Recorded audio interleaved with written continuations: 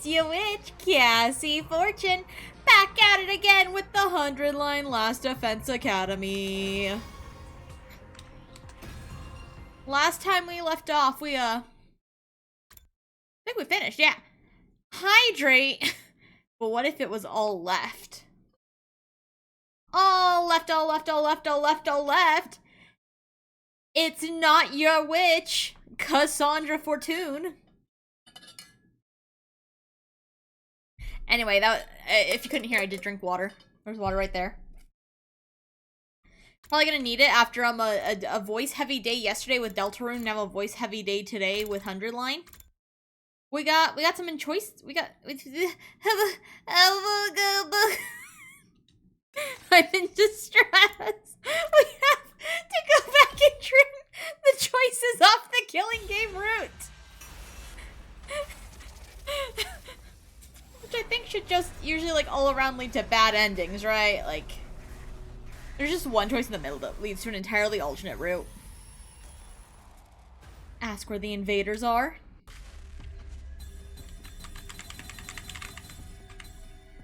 No. Love Takumi's fuck-ass stare. He's got the Gen Z stare going. So I'd be staring at someone. I don't need your help. I'll find more school invaders myself. Stubborn little Takumi!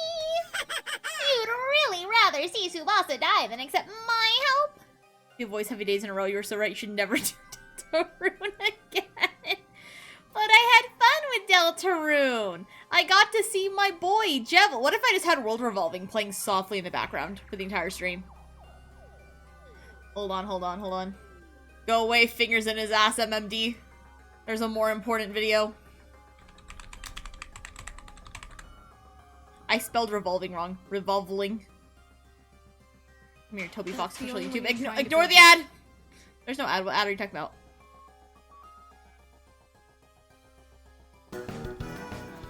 Quieter. There we go. It's there, but you can only barely hear it. I won't let that happen! After firmly turning down the sponsor's offer for help, I walked out of the leisure lounge. Women only have two moods, Claire Delude or the world revolving. Yeah. It's me, I'm women. Then I returned to my room and waited for morning to come. I do love it. It's like when the game goes completely silent, I can hear it. I can hear the world revolving. Did I make sure it loops? Yeah, it does loop. Okay. I went outside to hunt for invaders, my usual party, and the newly recruited Darumi. We got on the bus, and Tsubasa drove us as far out into the wilderness as she could. An abandoned hospital. Oh, looks sick as fuck. An art gallery we stumbled upon. Why does this look like Repo? And a massive high-rise building. We spent 2 days searching in all kinds of places. But even then...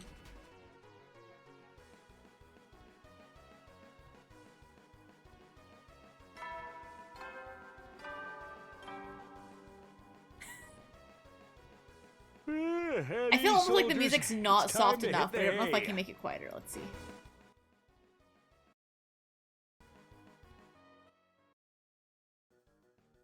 There we go. That is as quiet as I can possibly make it. You never know. Well then.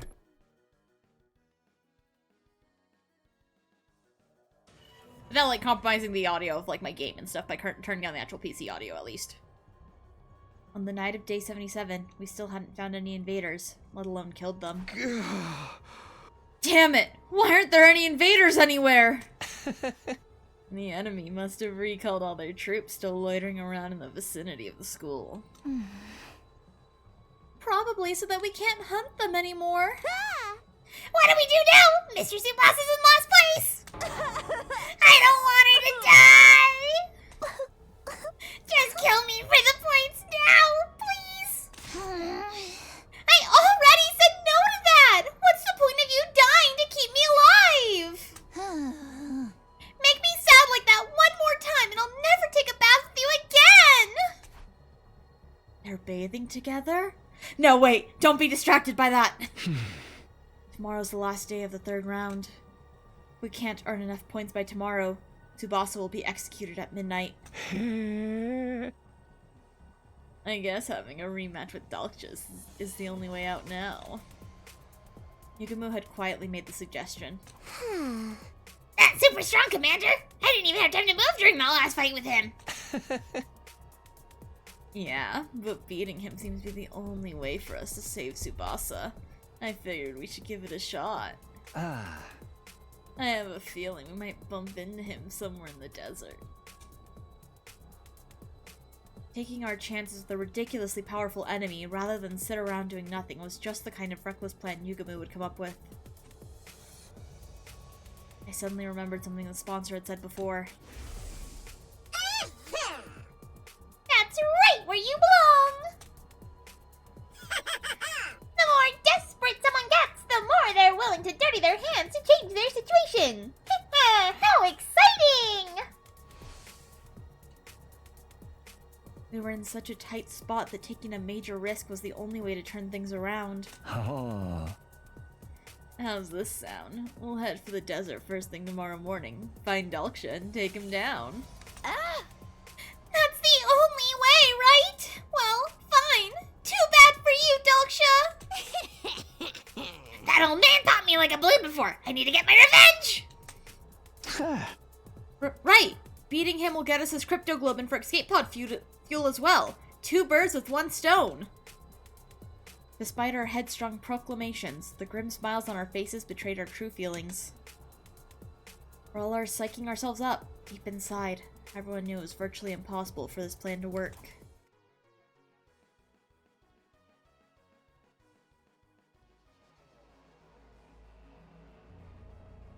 I found myself unable to sleep even as the clock ticked over from midnight into the new day. Is this really going to work?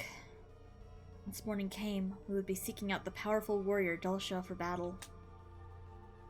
Our goal was to earn enough points to pull Tsubasa out of last place. It was the only option we had.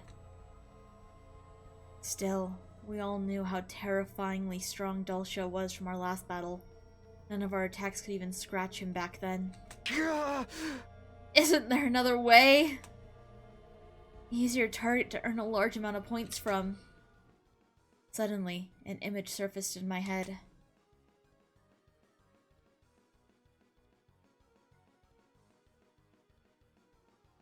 Takumi, no. Bad. Bad, Takumi. Bad. Bad, bad, bad, bad, bad. Bad, bad, bad. The faces of Takemaru and his team. Since everyone in the Special Defense Unit were targets as well, if we killed them, Tsubasa would be safe. No! What am I even thinking? I shook my head vehemently in an attempt to shake that horrifying thought from my mind. How could I abandon my scruples like that? Am I really that desperate? Trying to solve this by killing other friends is out of the question. I'd be playing right into the sponsor's hands. Come on, think! Think! What are our other options? Something with a high success rate that didn't involve harming our allies and ensured Tsubasa's survival. I tossed and turned in my bed, thinking the problem over all through the night. There had to be a better way to save Tsubasa from certain execution. Before long, morning had arrived. Wait, that's it! The morning sun lit up my room, a light bulb lit up in my head. I had found a way to save Tsubasa. Not just that, this method would prevent all future deaths in the game as well. I quickly went about getting things ready for my newly hatched plan. Once I was done,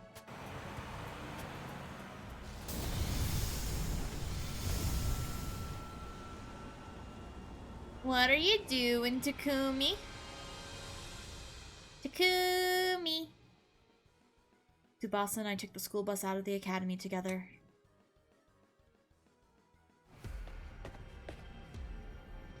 After we reached flat ground, Tsubasa switched the bus to cruise control and came to sit by me. Hey, I don't, you shouldn't just leave the car in cruise control without anyone steering.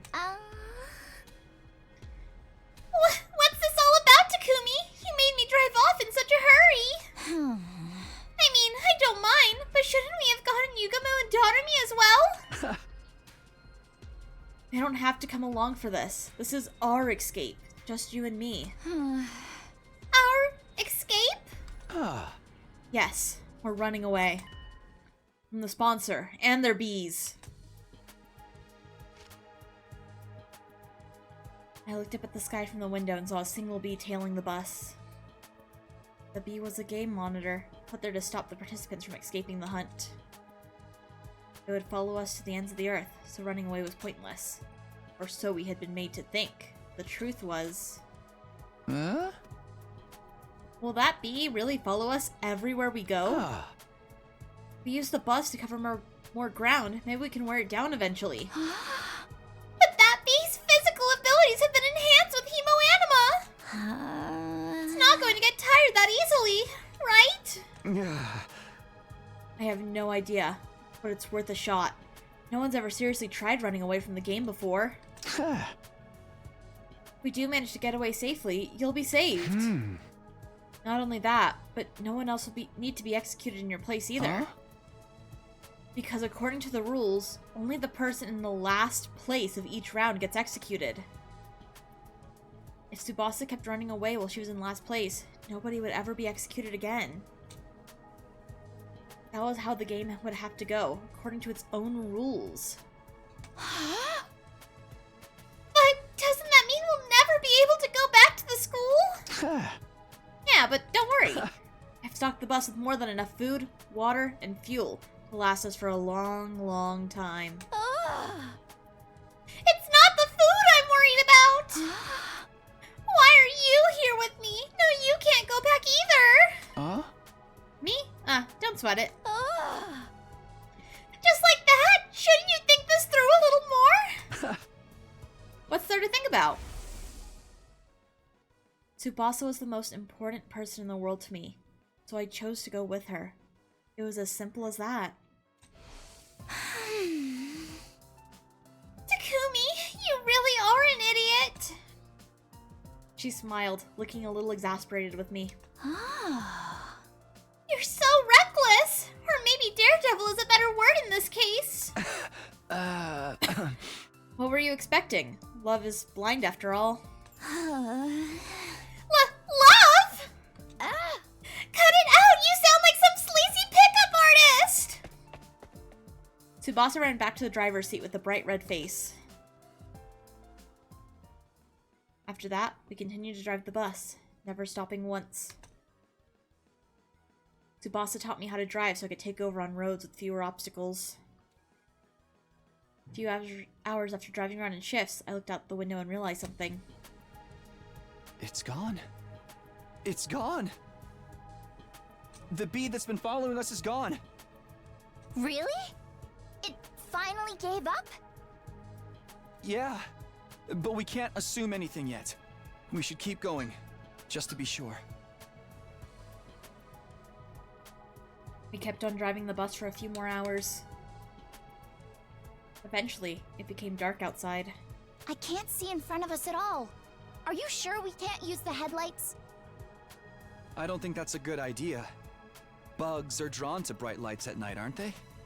There are too many obstacles lying around here for us to use cruise control. I guess the safest option is to stop for now. Yeah. I don't see the bee anywhere. We'll stop here and rest until the sun comes back up.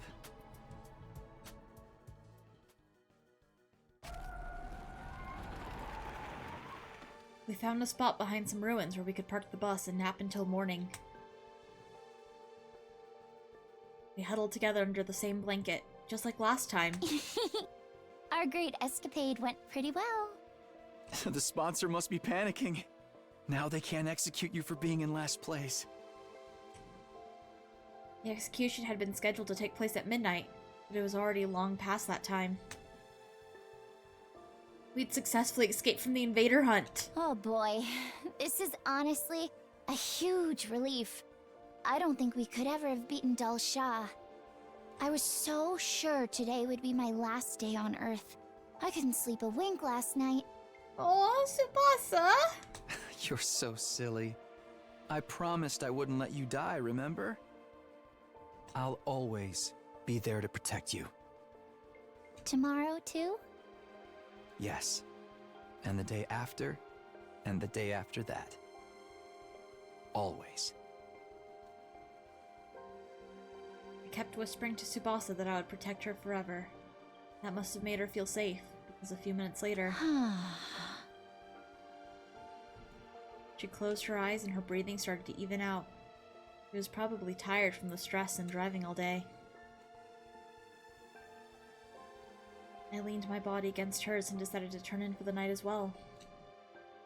And that was how I fell asleep, with the comforting feel of Tsubasa's warmth next to me. Maybe that was why I had the most beautiful dream that night. Dream I was having a nice, peaceful breakfast back home in the Tokyo residential complex. Mom was smiling happy. Haruha and I were smiling happy. It was a scene of a time when I was still ignorant, a place I hold dear in my heart. I had a burning desire to take Tsubasa there. I'd promised to do that for her before. I showed up at home with the girl, even one who wasn't Karuha. I bet Mom would literally start jumping for joy. She'd cook enough to feed an entire village. So much Tsubasa would feel bad she couldn't eat it all. I would eat surrounded by those I loved. How I longed for that day to come. Burning Desires reference! Burnus, Burnus, Burnus, Burnus, Burnus, Burnus, go! Go!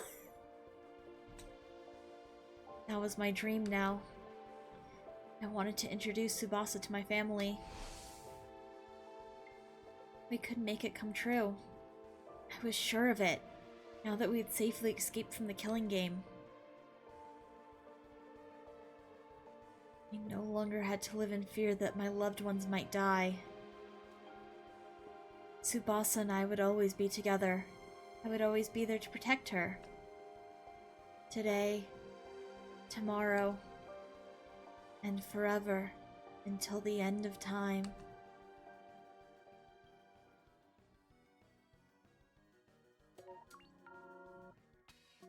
Yeah, I think you fucking failed, buddy. I'd call that a big fat F for failure. 88, killing game route, escaping our fate.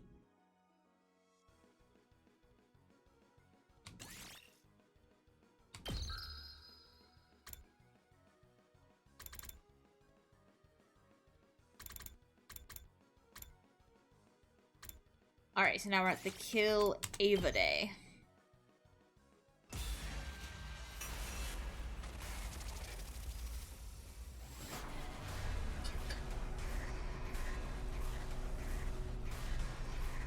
I must teach Nozomi what it means to be a real mother. I won't kill you, Ava, even though I did before. Ignore that. Gen Z stare.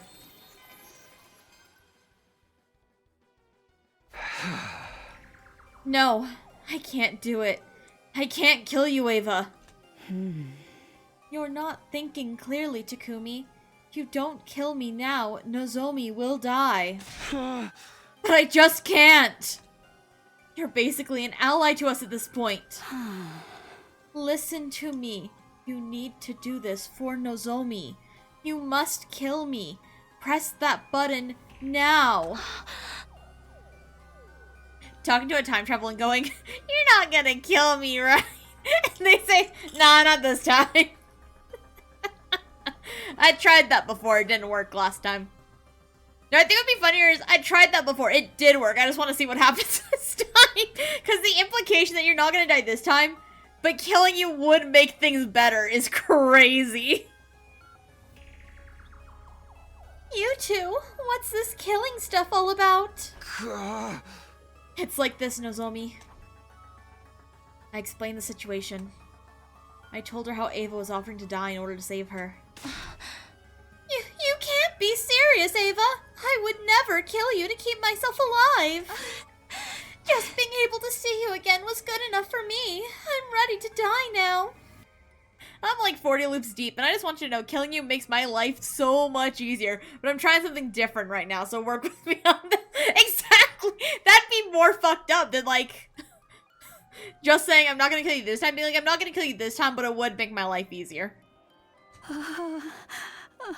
Do not speak of death so easily. A kind-hearted child like you deserves to keep on living. I'll say it again. Kill me now. Quick, before it's too late. Ava kept yelling at Nozomi to kill her, but Nozomi wouldn't give in. You have to do it! You have to kill me! Why won't you listen to me? Her loud shouts slowly softened into anguish cries. Please! Nozomi! Please, kill me! Her desperate pleading was suddenly interrupted by another voice.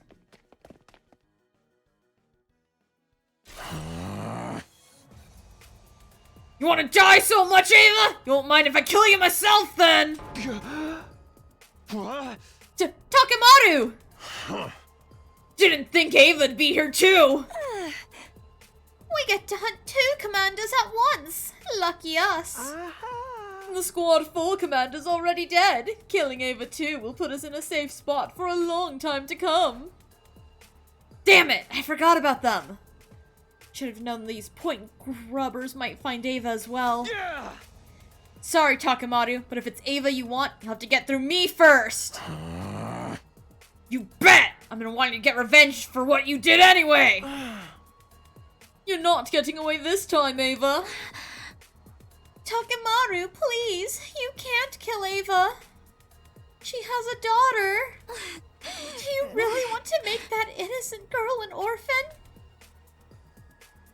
Nozomi made a last-ditch attempt to appeal to Takemaru's compassion, but to no avail. Huh?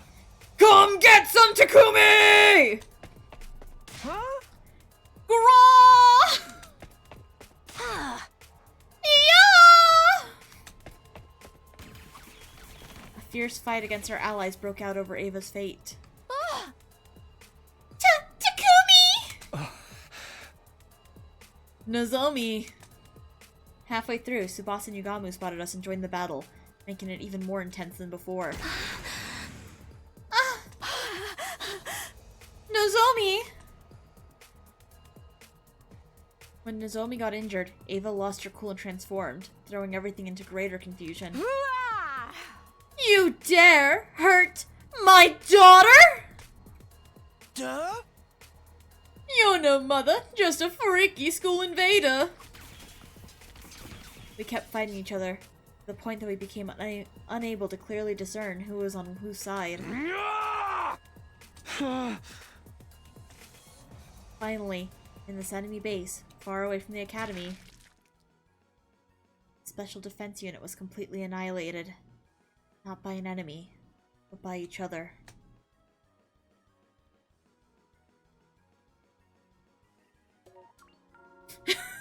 Alright. Go back in time, talk to person. I'm not gonna kill you, but it is gonna cause all of us to die together instead. This will lead to, like, essentially mass suicide. What? Me dying literally saves everyone's lives? Yeah. Ending 89, killing game route battle for Ava's points.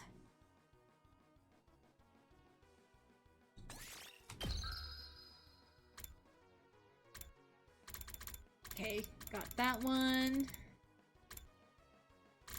Save Dotomi. And team up with Yugamu. And then that's it. If I was a time travel, I would be lying way too much. You gotta believe me, I'm from the future. President Cheeto Puff has taken over the planet. Sorry, that's actually the truth. I'm from the future. Hatsune Miku has made a utopia, but her AI has gone rogue, and she's trying to kill all of us. I have to go back in time to when the first Vocaloid was created, to make sure the AI can never get that powerful again.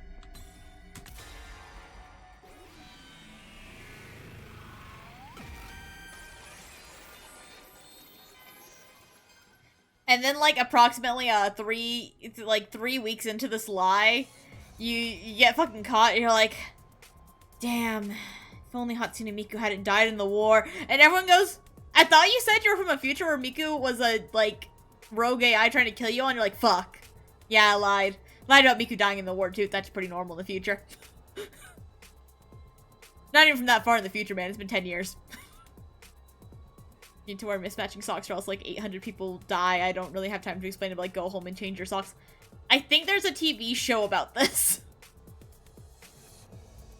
I said the vaguest sense, they never watched it. I just watched someone's review of it, saying the TV show wasn't that good.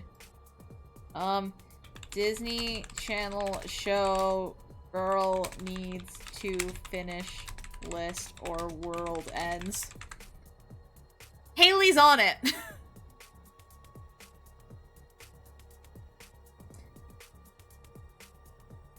And the show's quite literally like, if this girl doesn't finish her rather mundane to-do list of things she wants to do before, like, the end of summer or something, then, like, the world fucking ends. Yugamu was right. The anti-sponsor alliance got wiped out now. All hope would be lost. The best we could do is survive and carry on Hiruko's will. I made to leave. My gaze fell on her, now on the verge of death. I'm sorry I couldn't save you, Hiruko. But we'll definitely bring down the sponsor. I promise. Yugamu and I turned around and started running as fast as we could. I'm sorry, Hiruko. I'm sorry. I mumbled words of apology over and over again under my breath as we dashed across the town ruins.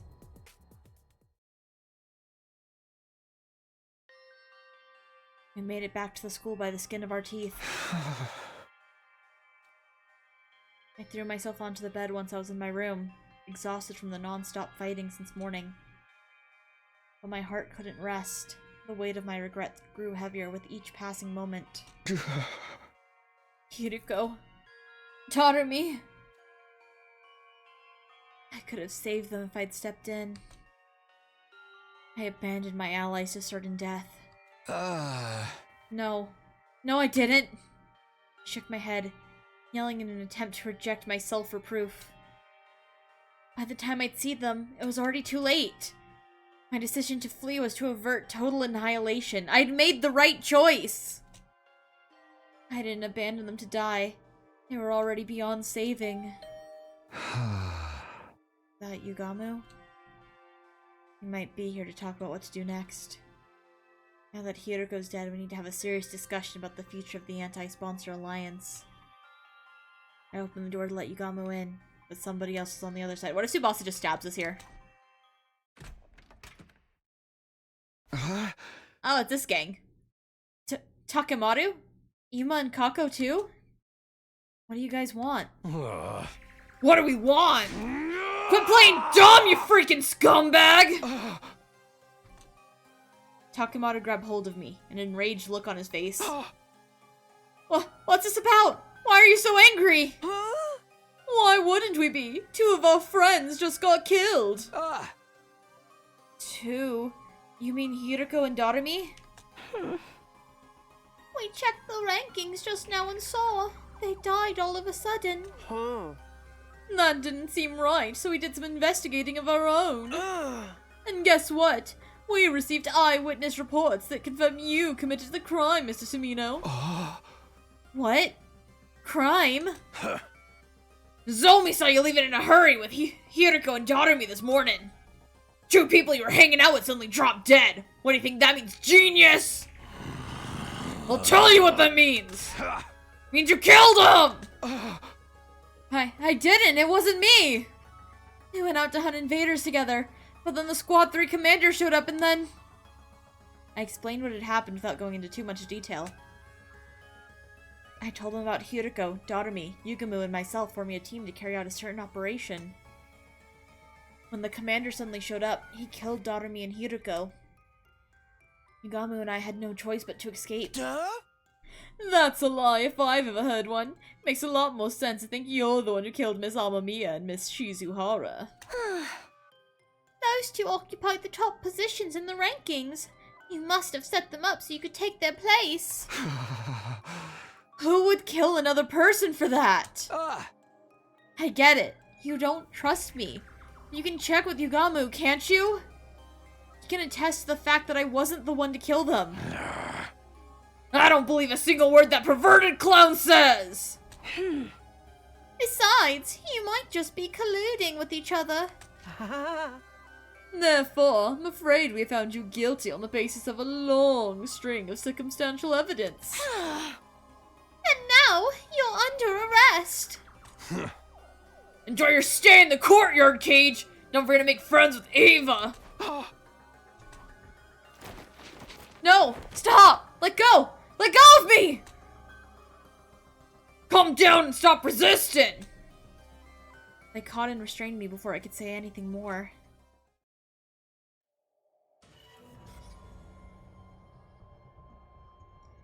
I was thrown into one of the cages in the courtyard.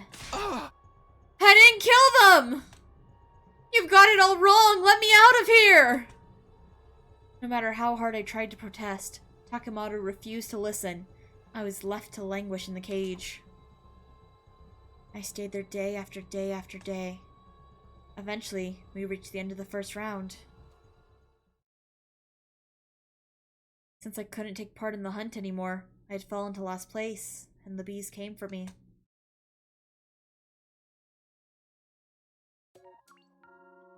I feel like falling to last place that quickly is kind of crazy considering Shoma apparently didn't participate at fucking all. And therefore had like 0 points. Like that's... My boy didn't kill anything. You're telling me Shoma somehow got more points than me? Killing game route. Round 1 loser.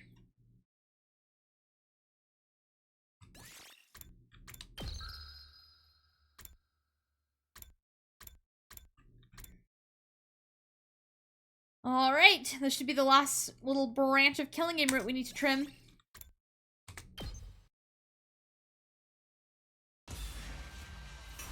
Shoma the goat for real. Bro heard that I got locked in a cage and he locked the fuck in. He said, I'm not gonna lose to a guy stuck in a cage. I guess I'll just stand around while other people kill the invaders. That'll get me enough points. No, let's not team up Yugamu. He's a freak! I don't want your freaky gay ass, Yugamu. I'm too straight for that. This is all lies. Sorry, I can't team up with you. I was convinced Yugamu had to be plotting something, given that he went out of his way to reproach me after I'd been ostracized. The things he usually talked about already made me uneasy. He probably just wanted to torment me for his own amusement. Oh, for the love of murder, you're a cautious one, aren't you, Takumi? Turning me down is as good as having a death wish, you know. Unless you have someone else in mind. No, I'm not going to team up with anyone. I'll survive by myself. So stop following me! With that, I ran away. I ran and ran until I was nearly out of breath, trying to get away from Yugamu as quickly as I could. The thought that he might be trying to kill me struck fear into my heart. But no matter how far I ran, I didn't feel safe. After all, I was up against a professional assassin. I continued to run around with heedless abandon. Where am I? I realized I'd ended up in a place I'd never seen before. Where is this? What direction is the school? Started looking around at my surroundings. All of a sudden, a huge swarm of school invaders popped out from the shadows. Of all the times to show up! Urgh! Spun around and began to flee.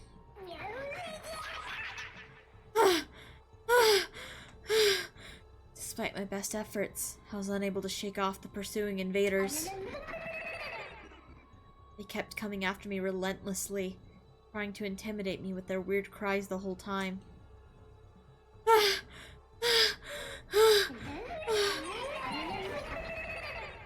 I'd been running for what felt like hours, but they were still hot on my tail. In fact, there were now even more invaders than before.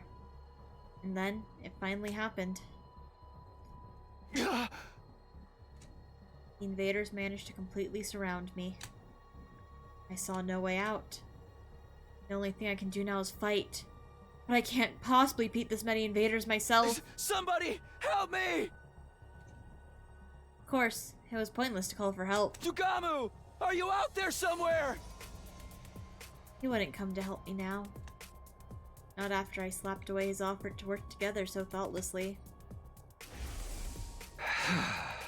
Sorry, I can't team up with you. We just saw this like a minute ago. Why did I turn down his offer to help? Oh right, because I'd gotten so paranoid. I'd lost my mind after falling out of favor with everyone else, and took that frustration out on Yugamu. But all he really wanted was to save my life. Too late for regrets. I was truly alone now.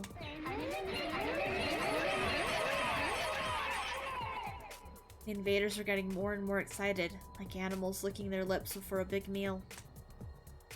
They'd found me isolated from the others, and now they couldn't wait to start tearing me apart. Slowly and steadily, they inched closer. And the closer they got, the stronger the smell of death became.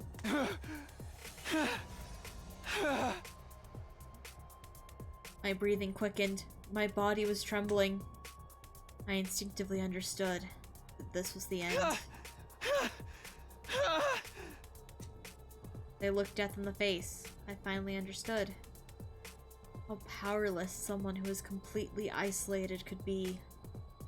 Somebody who had lost the trust of others, who had lost the ability to trust others.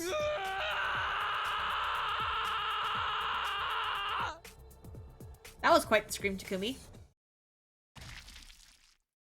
Somebody like that was already as good as dead.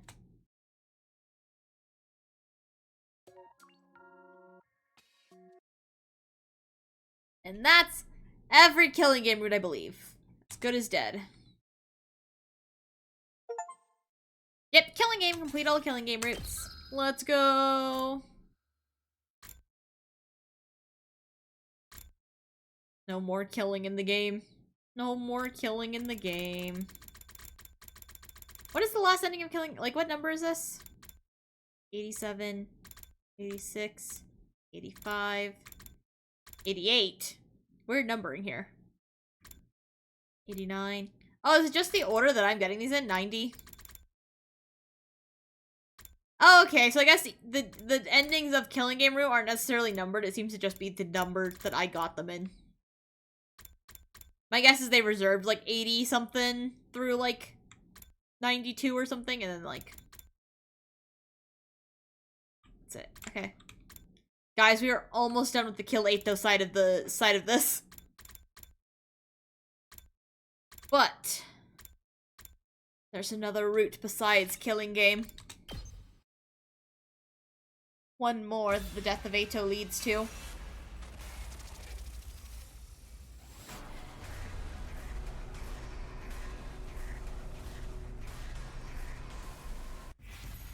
Join the invader hunt? No. That would be stupid! Whose first choice would be to join a killing game?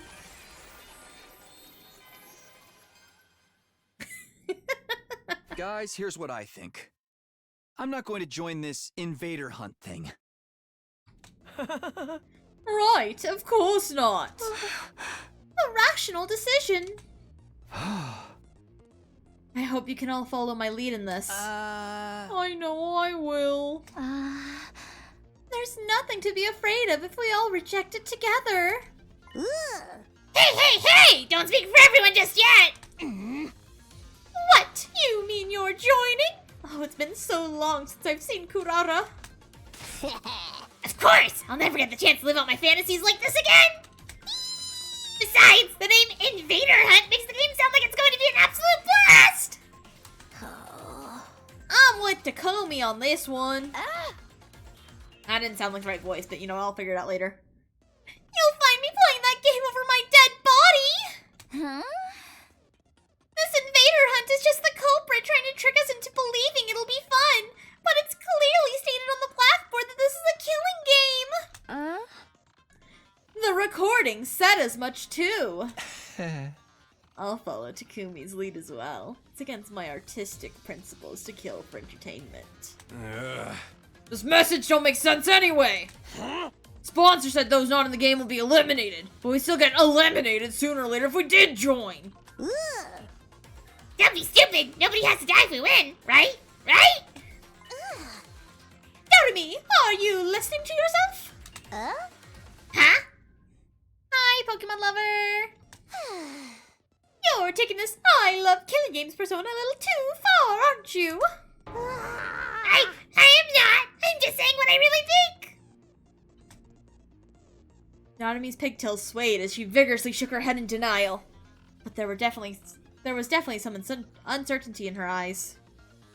How are you doing? I'm doing good. How are you doing? What about you, Hiroko? You haven't said anything yet. Either choice is fine by me. What do you mean?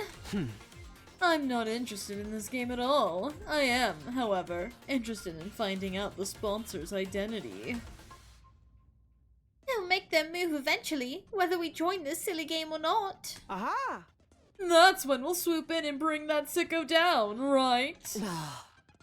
That's more or less what I was thinking. Then we have an answer. Yes, we're not going to join the invader hunt. Narume, you don't mind, do you? I do mind, but it's not like I can play a killing game by myself. Egg! Fine. Fine, I'll go with the majority.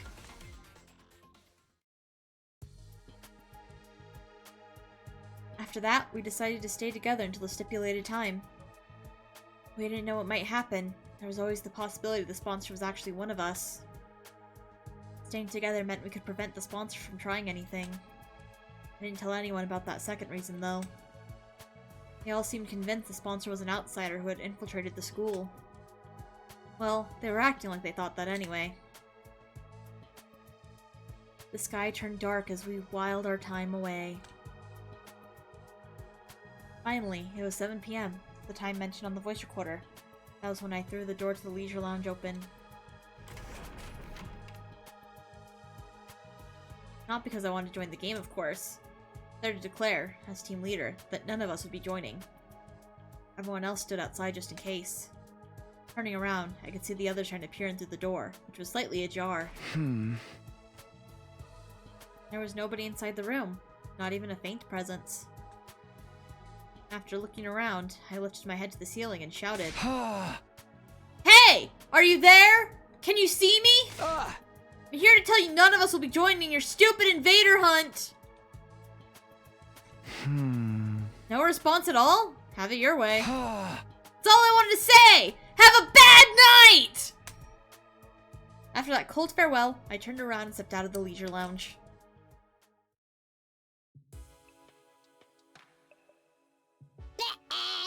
Oh boy, you really said it! And after the sponsor said they'd kill us all if we refused to play the game. Don't say I didn't warn you! Will we be okay?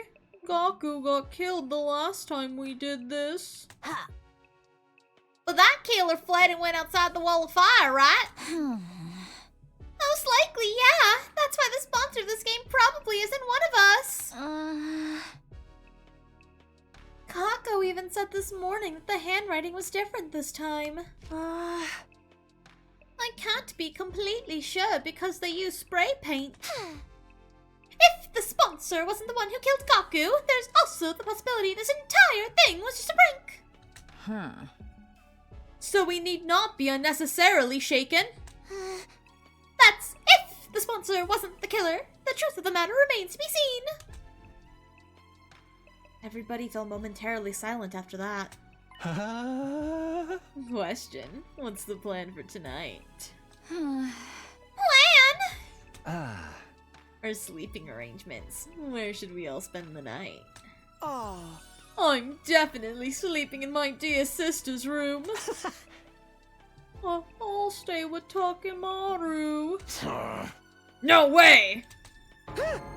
What?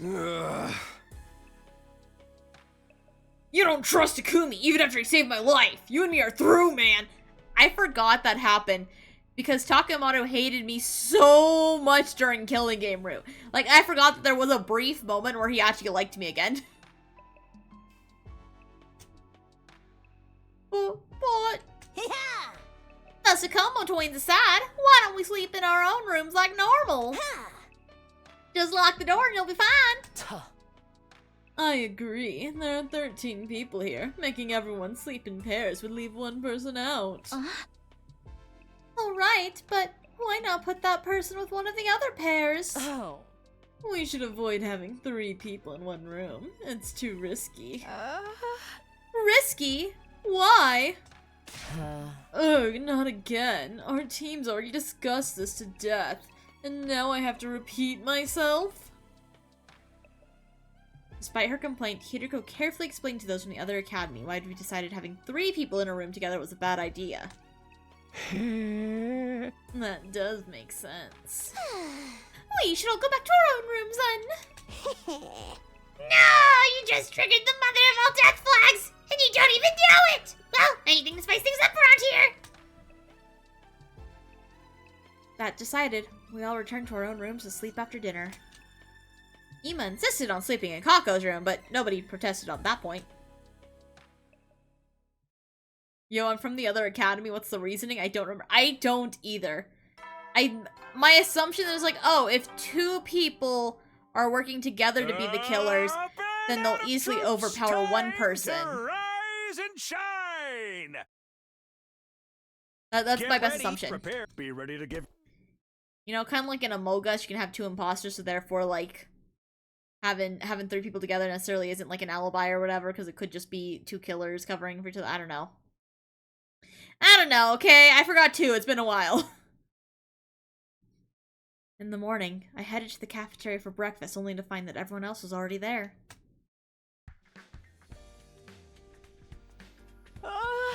1, 3, 9. Oh my! How is it that I count 14 souls? Because you're terrible at math! There are only 13 people here! Okay, but like, then we know that they're both working together and we just vote. I mean, explode both of them. So true, bestie! You see? Nothing bad happened. So it was just a prank after all? But by who? Huh? And for what purpose? You're asking me! I think the most likely suspect is... We all turned to look at Doremi. Well, wait a minute! You're accusing me of being the game sponsor? I don't think so. Doremi doesn't have the guts to pull off something like that. Grr, you underestimate me! I may not have guts, but I've still got my brain meats! They're small and overpowered, but they're there all the same! Oh, for the love of murder. Hey, can't we just be happy that nothing happened? Please excuse me for exposing you to my foul-smelling dumpster breath, but why don't we all have breakfast together? After breakfast, we all headed off to do our own things, relieved that nothing bad had happened after all. As for me, I went back to my room. Almost immediately, a visitor came knocking. I opened the door to find Tsubasa standing outside. Huh? Did something happen? You asked about Ava's mask yesterday, remember? I brought it here for you! Oh, thanks. Sorry for the trouble. I took the mask from her. What are you going to do with that? I was thinking of returning it to Ava. What? You trust her now? Huh? Not really, it's just... Oh, I know! You fell in love with her! Huh? What? Of course not! Tsubasa narrowed her eyes at me, and I felt my palms get sweaty. Never mind, it's none of my business. Everyone's free to love who they want. Huh? I told you that's not it! But since we're talking about the mask, I looked it over out of curiosity. I found something pretty interesting. The mask isn't an ordinary accessory. It actually comes installed with a bunch of high-tech features. Infrared night vision, zoom functions, organic life detection. There's even a miniature air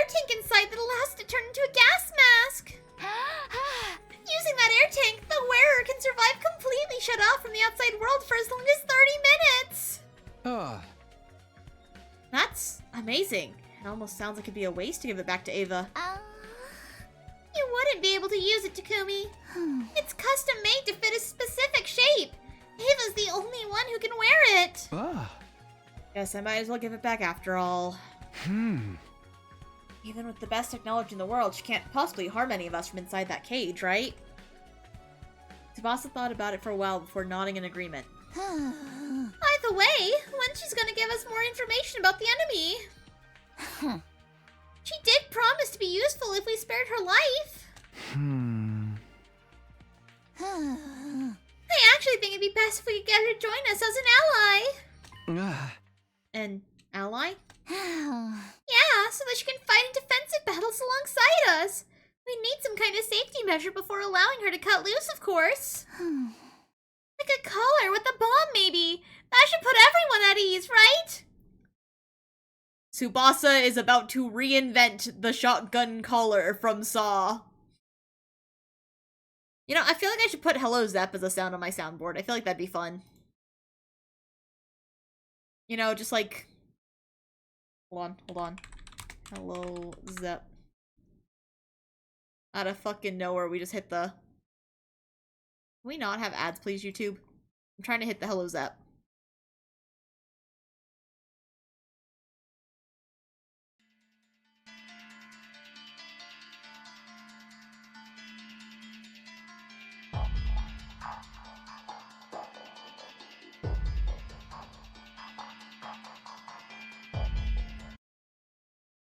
I think about the color bomb sometimes. I feel like this is probably more a reference to like Battle Royale or some other like Japanese media with bomb colors. But the shotgun collar from Saw 3 was pretty cool. She tries to run or do anything funny. All we have to do to stop her is press a button to activate the bomb. A bulb lit up in my head as Tsubasa was speaking. Tsubasa. Let's say there was already a self-destruction device in Ava's body. Would it be possible for someone else to activate it? It depends on how the bomb was built. If the detonation mechanism was designed to be triggered remotely, then maybe. Huh. In that case, your plan might actually work. I just always think of the pizza bomber heist. The what? Zero the what? The detonator is on a joint on my left-hand pinky finger. Moving it in a particular motion triggers an explosion. The bomb collar thing. You're not helping me understand. Wait, you were being serious? You weren't just speaking hypothetically? You think that's something you can do? You want me to create a detonation device for a bomb inside her? Yes. Once it's done, we'll have the perfect safety measure. That's fucked up, Takumi. And then we can allow Ava to join us, huh? Alright, I'll give it a shot! Awesome. I'm counting on you. There was a real-life case where a guy had a bomb collar put on him and they forced him to rob a bank before blowing him up. Oh, that's fucked up. After Tsubasa left, I went to look for Hideko to get the key from her. The key that would open Ava's cage. I walked to the courtyard, her mask in hand.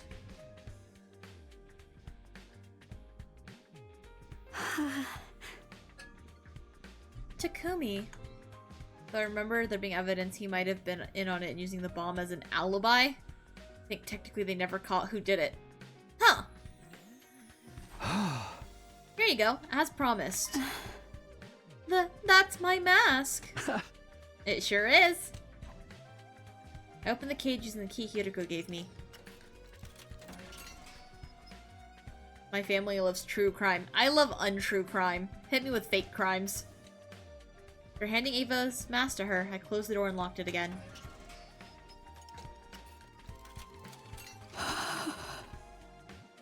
Thank you, Takumi. I don't know what to say.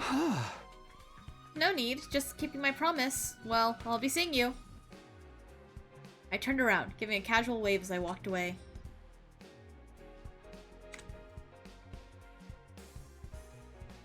I'm back in my room, but now what? There's nothing for me to do here. May as well go take a walk around school. Free time is back!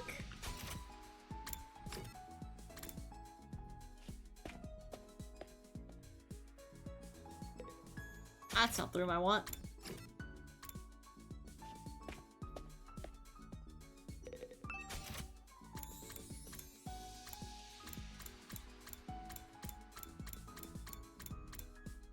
Okay, everyone's at least 12 now.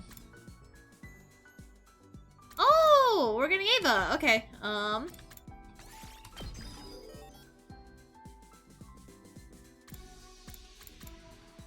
I'm out of blood points. Nothing new in there.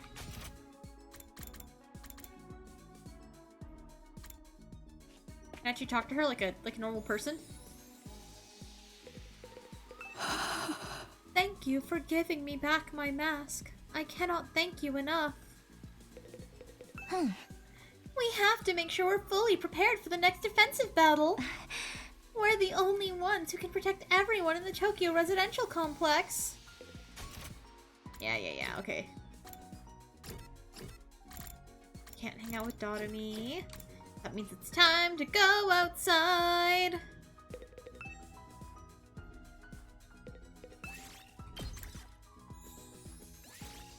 Move out!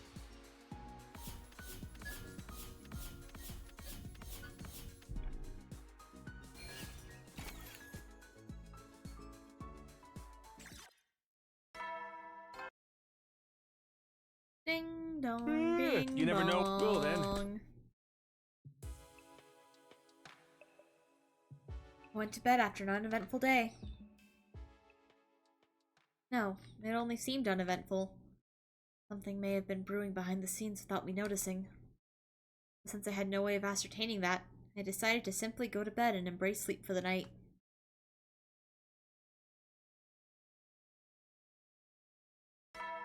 God, we're back in the 20s of days. Get prepared. Be ready to... Woke up as the morning announcement played. It had barely finished when a piercing scream resounded in my ears. Uh-oh. Also, hi, Lolbit! I jumped out of bed and dashed out of my room. Hiriko, Tsubasa, and Takamaru were out on the roof already. Was that Shoma just now? Yeah, I came running out when I heard it. I was already here when she came out! The scream came from the back of the building! Are you sure? Trust me, I've got a dog's hearing! Okay, let's go! We made our way down the stairs as quickly as we could and headed for the back of the school. It didn't take long for us to reach our destination, where we saw...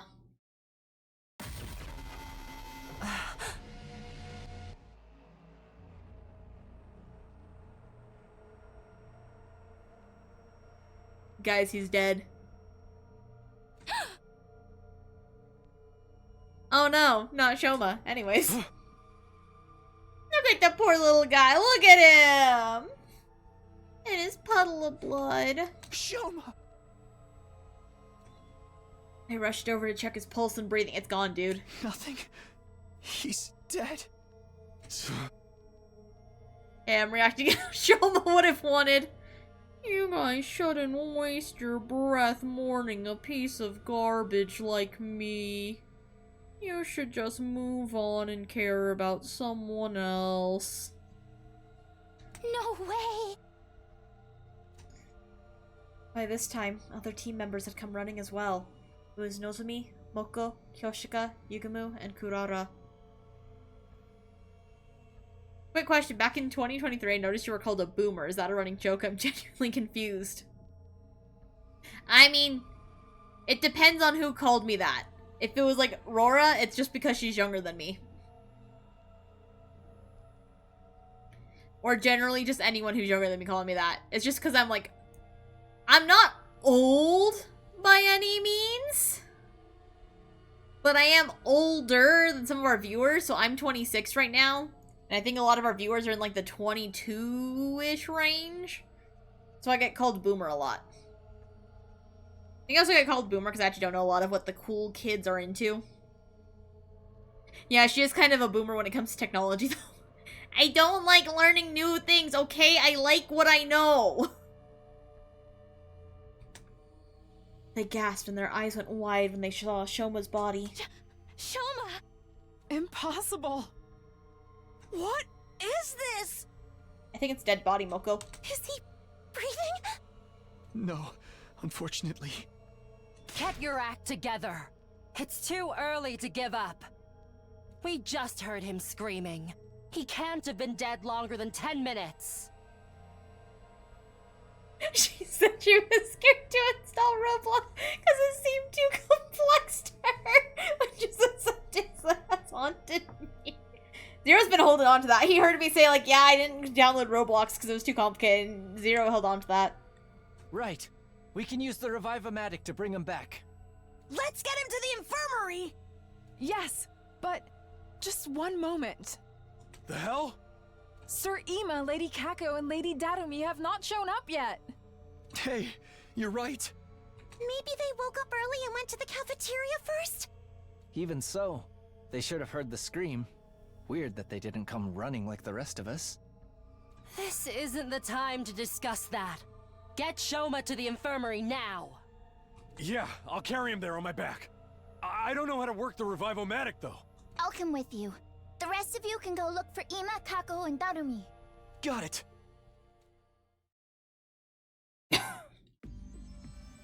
Takumaru put Shoma on his back and immediately ran off to the infirmary with Tsubasa.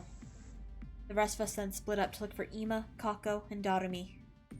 Since the person who attacked Shoma could still be lurking nearby, we split into teams for safety. I partnered up with Hiroko. We decided to start with the cafeteria.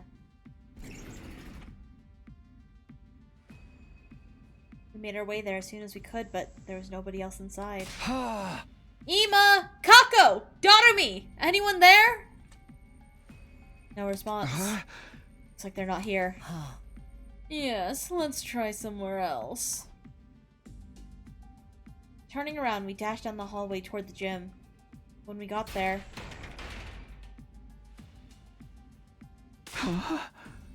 Hey! I can't open the door!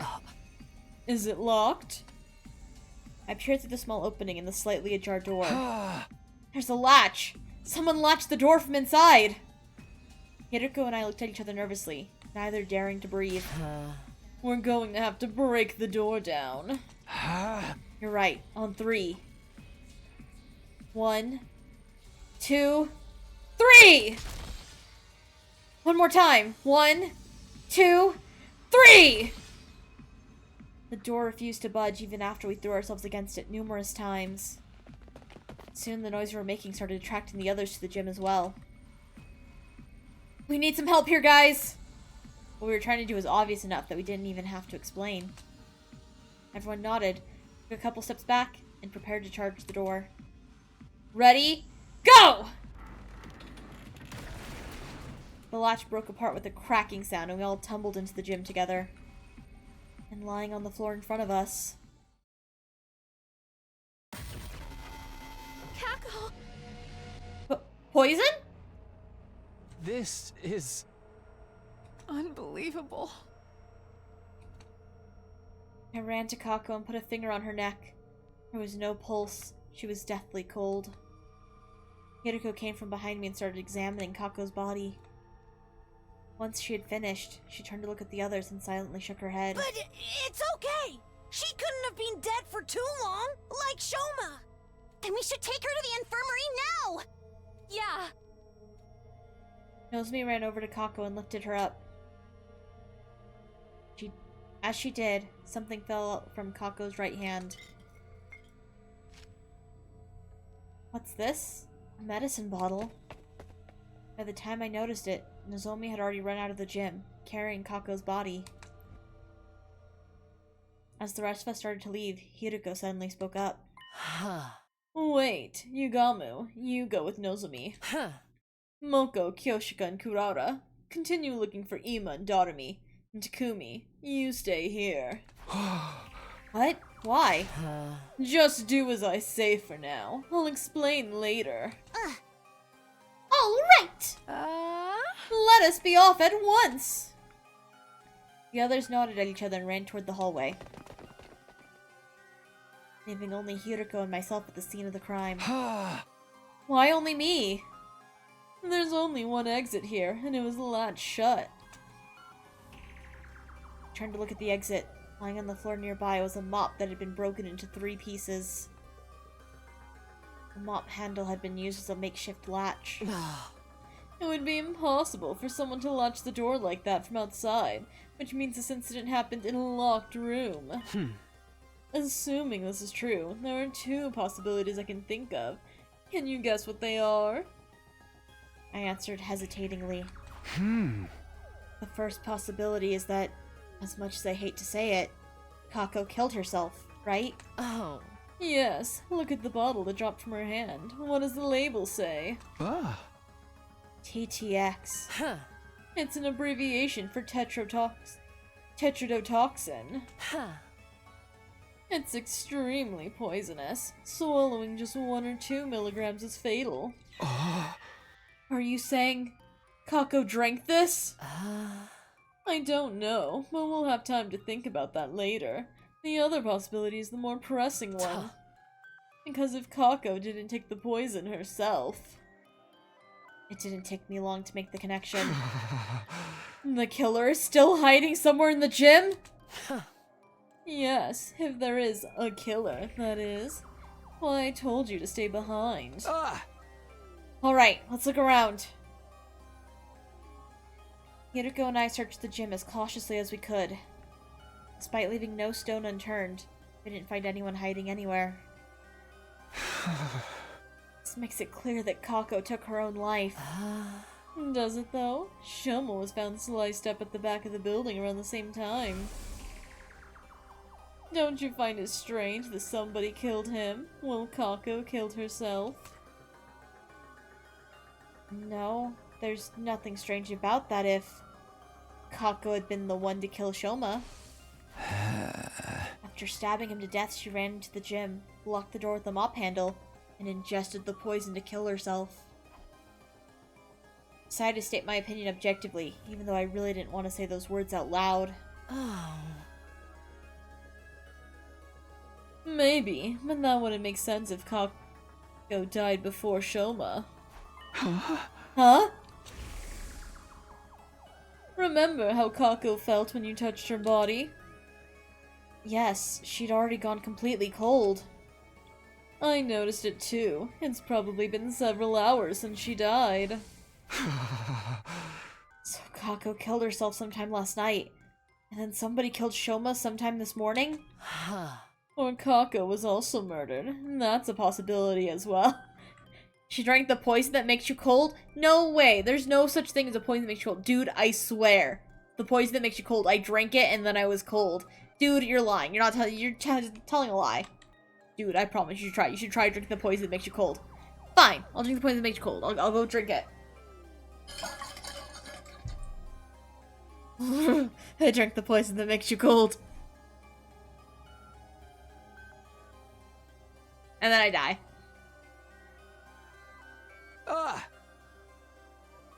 How is that possible when the door was latched from the inside? Wait, there's something more important here. If Kako had already been dead for a few hours... Yes, I'm afraid it's already too late for her. Oh no.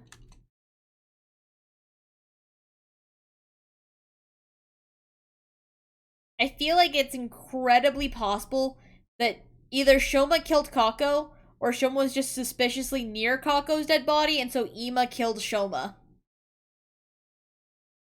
Tsubasa, Nozomi, and Yugamu were in the infirmary when Hiroko and I arrived.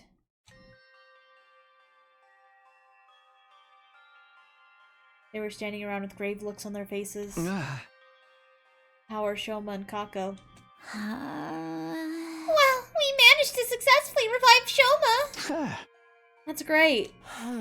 Yes, what a relief. But he's still unconscious. His physical body has been restored to full health, but it seems he hasn't recovered mentally from the attack yet. Where is he? Sleeping in his room. Takemaru's taking care of him. And what about Kako? We did put her body in the Revivomatic, but... Alas. Yuriko and I went behind the Revivomatic to look at the monitor. What was written on the screen made our hearts sink. Cause of death: respiratory paralysis-induced asphyxiation. Estimated time of death: day 27, between 1 and 4 a.m. Traces of TTX poison detected in body. Oral intake of TTX presumed to have led to respiratory paralysis-induced asphyxiation. No external injuries found on body. Too much time has passed since death. Impossible to revive. The silence of the room was broken by the door being thrown open, and 3 people running in. Darumi, you're safe! Where were you all this time? In the rec room, playing slots. You were doing what? You can't blame me! I overslept this morning and didn't see anyone in the cafeteria! I just assumed everybody was off doing their own thing. Kyoshika and I found her in the rec room and dragged her here. We've already told her about Shoma and Kako. Still, we didn't yet know if they'd been successful.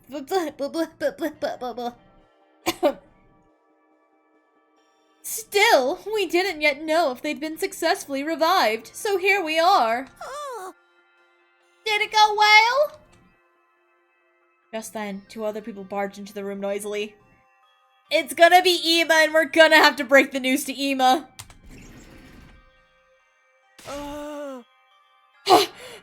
Mrs. Suzuki told me what happened. I fell asleep in my dear sister's room last night, and when I woke up, she was nowhere to be found. I've been looking around for her ever since. I saw him running around the hallways like a headless chicken and brought him here. Where is my dear sister? What has happened to her? I explained the situation to everyone who had just arrived. The news that Kako could no longer be revived hit everyone like a ton of bricks. Tears started welling up in Moko and Kyoshika's eyes while Kurara was sniffling away under her mask. Darumi alone shed no tears. She had a vacant look on her face as she stared absently into space. And as for Ima, he's gonna crash the fuck out. No! No! Dear sister! My dear sister! I mean, this is no offense to the voice actor, because I think the character so far has just had a silly direction in general. But this does not sound serious. I cannot take that line read seriously. No!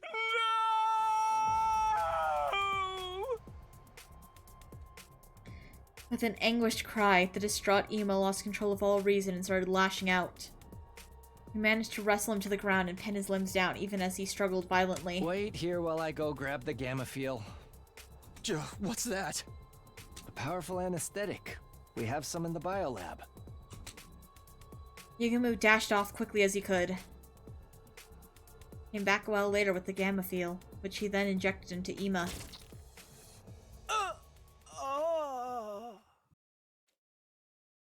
The drug caused Ima to weaken and slump over. Higamu observed him closely. All is fine now. He's unlikely to wake up before tomorrow morning.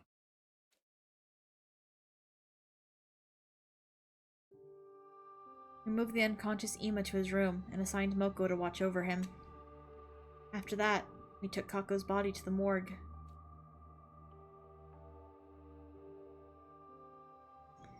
There were now 3 bodies lying on tables in the morgue. Kako's body was the smallest. I kept staring at her. When I closed my eyes, I could still see her innocent smile. I couldn't believe the girl I had thought of like my own little sister was now gone. An indescribable ache spread through my chest at that thought. Unable to stand the pain, I forced myself to look away. I don't think Gaku got this much, mourning. After that, we went to the courtyard to check the cages. Ava was still inside hers, the door securely locked. Yuriko and I went on to tell the others what we'd learned from investigating the gym. The improvised latch, the bottle of poison, and how there had been no one else inside. We were talking. The sun had set, and the darkness of night was slowly taking over. It was already evening. Since nobody was in the mood for a meal, we gathered in the leisure lounge instead of the cafeteria.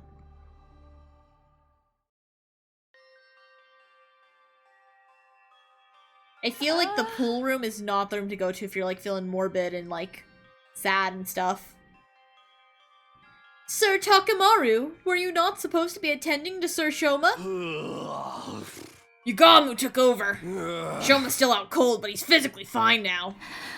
I just don't understand why Kaka would kill herself.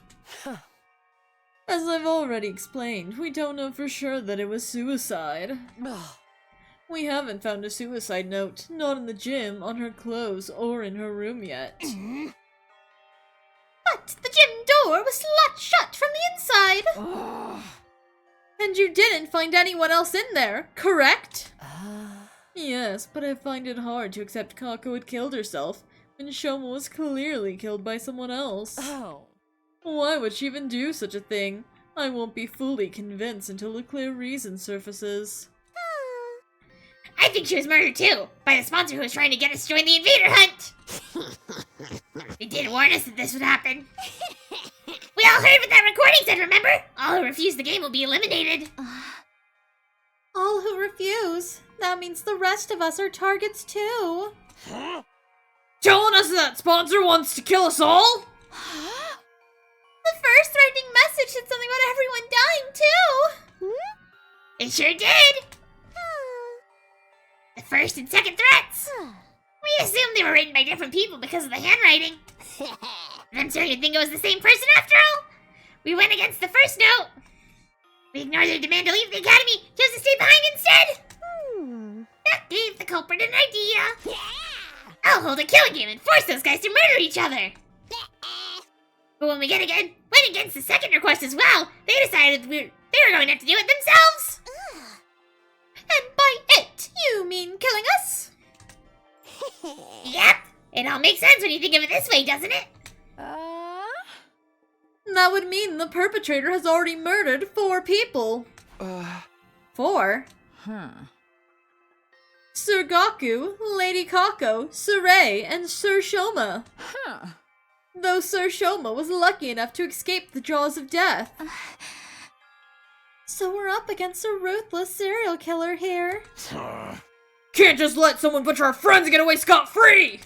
But how do we find them?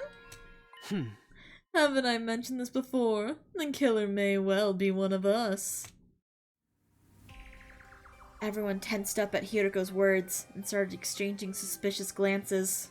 Not everyone is a suspect, though. It would have been impossible for Takumi, Tsubasa, Takemaru, or me to have done this. How can you be so sure? Oh, that's right! The 4 of us met each other on the rooftop this morning, immediately after hearing Shoma scream. He was stabbed at the back of the building, even if we could teleport.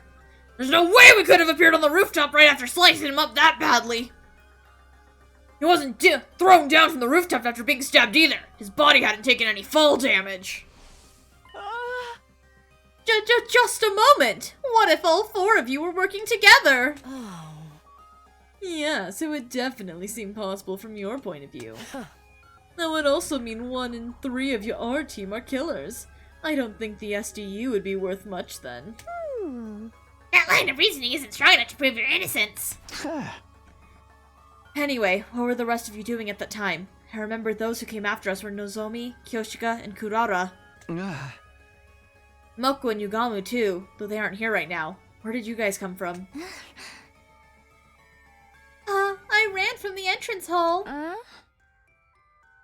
I simply found myself in a group as I was heading to the back of the building. How did you know to go there? Well, I heard Shoma scream, but I chose to wait in my room first before making a move. And I overheard you guys talking outside. You said something about the scream coming from the back of the building, remember? So I followed you to the scene of the crime. Nozomi and Doremi said the same thing, but I couldn't tell if they were telling the truth.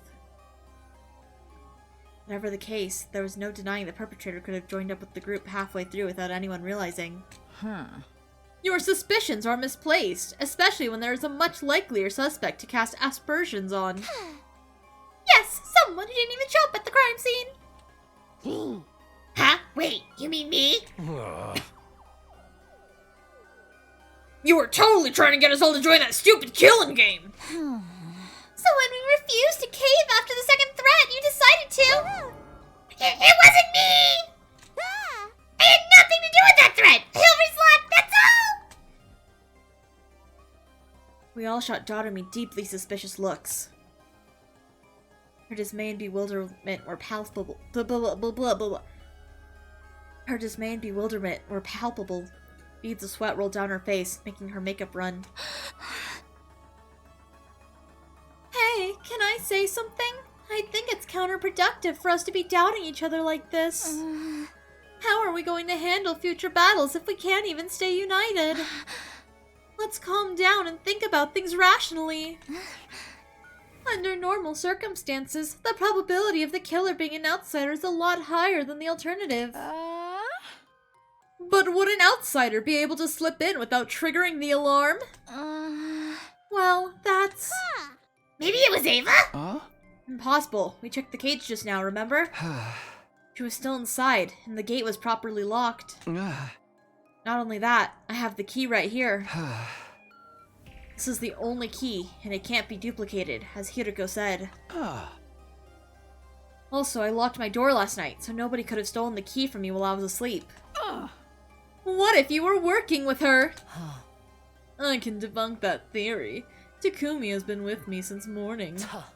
Even if he had let Ava out of her cage last night to stab Shoma, he couldn't have locked it back up this morning without my knowledge. You need the key to lock the cage just as much as you need it to unlock it. That means it's one of us! No, it can't be. There has to be a way for someone to come in without triggering the alarm. There's always the possibility that nobody slipped in at all. What are you saying? I'm saying the killer could have already been hiding in the academy before the first team was dispatched here. That's true. If they were here already, they wouldn't have triggered the alarm. Is that person still hiding somewhere in the school right now? All of a sudden, Tsubasa raised her voice. I know! Wrong voice. I know! I can make an organic life detection device! I totally did it in the slasher room, but you guys don't remember because of time travel shenanigans! Organic life? Detection device? Put simply, it's a machine that detects the number of large living organisms on school grounds! It won't be advanced enough to pinpoint their exact locations, but having a precise number should tell us if there's really an outsider hiding here. You can make something like that. I found a similar function while investigating Ava's mask 2 days ago. I took the opportunity to study it thoroughly. So yes, I can make something like that in 7 days maybe? 7 days. 7 days is all I can spare to play with you. Where did that come from? Itchy tasty. Anyway. Till then, let's stop being suspicious of each other like Nozomi suggested. We'll assume the killer is an outsider until proven wrong. What do you guys say? Everyone nodded in agreement. The moment I saw that, the world around me started to spin. What is this? That was the last thought on my mind before it shut down completely.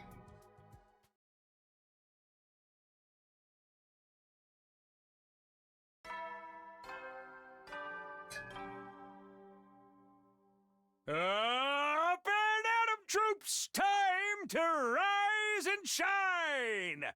Get ready for your 39th day of active service here at Last Defense Academy. Prepare to spend another... Be ready to get... I woke up to the now all too familiar sight of Nozomi sitting right in front of me. It was deja vu time. She noticed right away that I was awakened.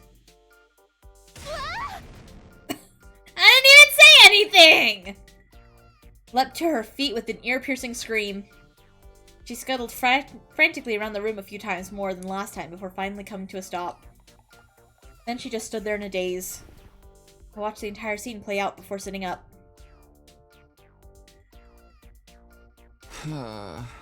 What day is it today? Day 39! Huh? I fainted on the night of day 27, so... Been out for 11 days? Yes, we're almost out of emergency feeding drips. Why did I lose consciousness? I didn't get stabbed on day 27. My old wound didn't reopen. Nozomi regarded me with a somber look on her face as I mumbled to myself. Then she gave me the diagnosis. We think you have the fainting disease. Huh? Fainting disease? The disease that makes you faint! Also known as psychogenic pseudosyncope. A disease that causes you to suddenly lose consciousness after being exposed to strong psychological shock or stress. Like your mind just blows out. I have a disease like that? Yes, after what happened to Shoma and Kako on day 27. Oh, maybe I'll make fun of this Takumi guy. He has fainting disease that makes you faint. Your mind suffered a heavy blow, and even though you somehow made it to nighttime okay, the moment you felt like you could relax, your mind completely shut down. Just like that. How could you tell I had this disease? This is the third time you fainted out of the blue, right? And it always takes you a long time to regain consciousness. This didn't seem like normal behavior, so we decided to scan your brain. Using the Revivomatics diagnosis function. I don't remember contracting any disease like that. It's not, you don't just like, it's not something you contract like the flu, Takumi. This is what the machine's analysis said. Traces of treatment found on damaged parts of the brain. Fainting disease likely developed as after effect. Treatment on damaged parts of my brain? I don't know exactly what happened. At any rate, the damage isn't life-threatening. It doesn't affect your cognitive functions or your judgment. So that part's nothing to worry about, at least. Easy for you to say. Huh? This means I could faint again if something stressful happens, right? Yes, but I'm sure it'll be alright. As long as we make sure nothing too stressful happens again. Huh? So, has anything changed? Changed? Like, have you guys learned anything about the killer while I was out? No, we haven't made any progress in that area. The unknown killer still remains at large, and we don't have a single clue to follow. Nobody's been attacked since then, so we're still alive at least. What about Shoma and Ima? Shoma's regained consciousness already, but he said he doesn't know who stabbed him. You can ask him about it for yourself later. And Ima? He's barricaded himself in his room and hasn't said much to us. Just a word or two when we deliver food to him. Needless to say, he didn't fight in the defensive battle that happened on day 33. Ima, Shoma, and Doremi sat out the battle as usual. Are those three still suspicious of me? Yes. They seem to think you're the most likely suspect. But even if you weren't the one, it had to be someone from SDU. That's what those three believe. Nozomi and I headed to the cafeteria together, where everyone except Ima, Shoma, and Doremi were gathered. When they saw me, they said things like, "You're awake!" or "Thank goodness!" Everyone was quietly rejoicing about seeing me on my feet again. Their reactions were a lot more subdued than before. I hardly blame them. This was the third time I'd woken up after losing consciousness for several days. At least, that was what I thought. Turned out they had another reason to be despondent. The dark, gloomy aura that hung over the group indicated there was something more at play here. I finished breakfast and returned to my room. Soon after, Tsubasa came knocking. You saw how dejected everyone seemed just now, right? Wanna know why? Sure. She pulled out something from behind her back. What's this? The organic life detection device! Oh, right, you finished it. 5 days ago, yeah.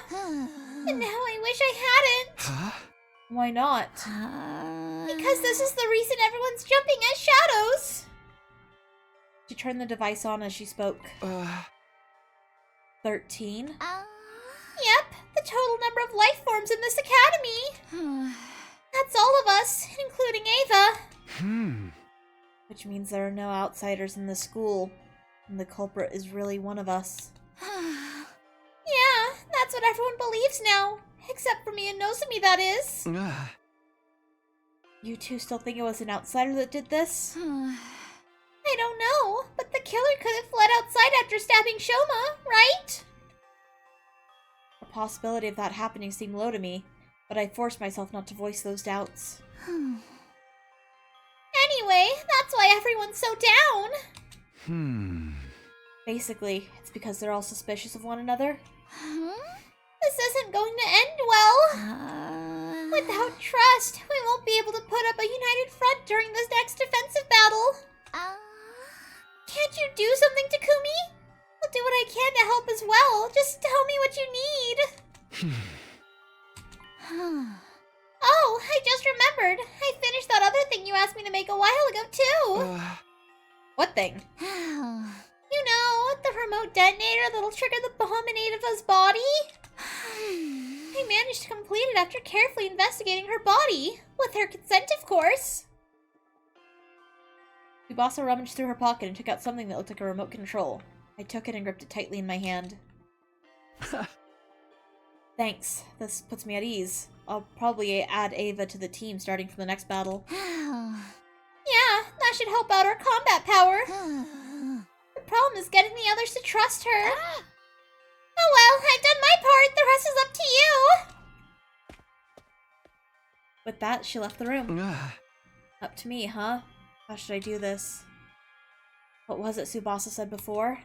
The killer could have fled outside after stabbing Shoma? To be honest, I didn't think they did. I had no concrete proof, but everything that had happened so far felt like part of a larger scheme that someone was orchestrating.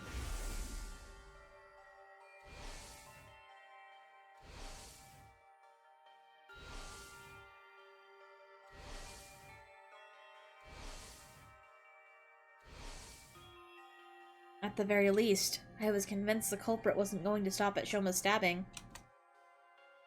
In that case, excluding myself, the killer must be one of the other 12 students at this academy. And Takumi, did you not learn anything from Slasher Root? Never exclude yourself! It can always be you. It can always be you. No, wait. Shoma was a victim. If Yuriko, Tsubasa, Takemaru, and Ava were also innocent, that leaves just 7 suspects. Nah, he's fine, I trust him. I don't. That Gee fucked up his brain, he's back at it again. I actually want to see something real quick. Oh. Does it not tell me what route I'm on until I finish the route?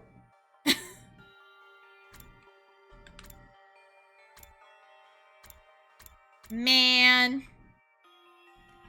I wanted to know what route I was on. That leaves just 7 suspects. The most fucked up witness like fucking lineup of just, you know those lineups where you have the witness pick which murder it was? This is the most fucked up lineup you can have. So you told us that it was someone who looked extremely gay. These are the people we picked. Darumi, Nozomi, Kyoshika, Yugamu, Moko, Ima, and Kurara. I never willingly choose to treat any of my friends as suspects, but as it turns out, I don't have a choice right now. I won't gain everyone's trust until I identify the real culprit. And if I don't have their trust, the SDU would fall apart, and everyone would be annihilated by the invaders. The only way to prevent that from happening is to reveal the identity of the killer. You must solve this future case yourself, Takumi. That was what the boy with the undying flame said. He must have known something like this would happen. At any rate, this was the only way of resolving all this that I could think of. I have to find the culprit no matter what.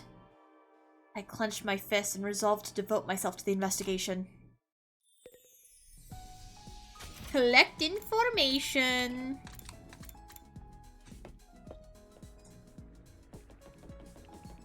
Book it, little gay boy. I rang the doorbell. No answer. Tried the doorknob, but it was locked. Ema, I know you're inside. Can we talk? Hold on, I have the hiccups.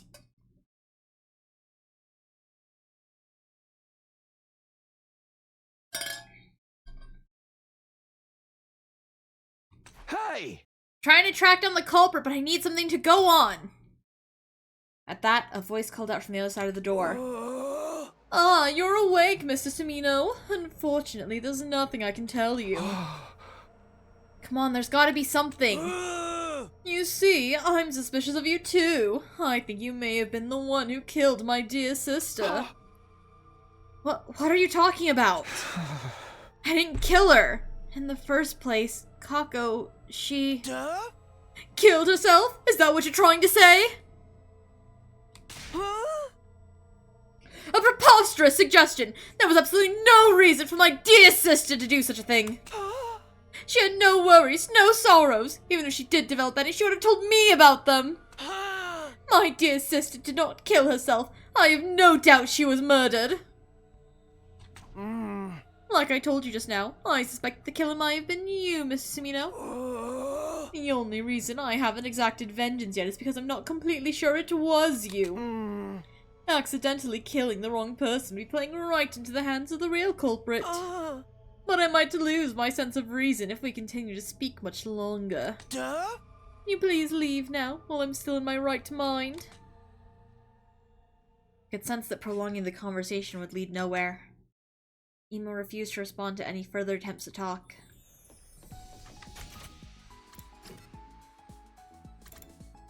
Shoma! What are you guys doing here? If it isn't serial killing Takumi! You're awake. I'm not a serial killer, so stop calling me that. Anyway, I'm investigating the identity of the culprit right now. Do you mind if I ask a few questions? Wow, can you be any more shameless? Criminals role-playing as detective now? I'm not talking to you, I'm asking Shoma. Oh, you want to know about the person who stabbed me?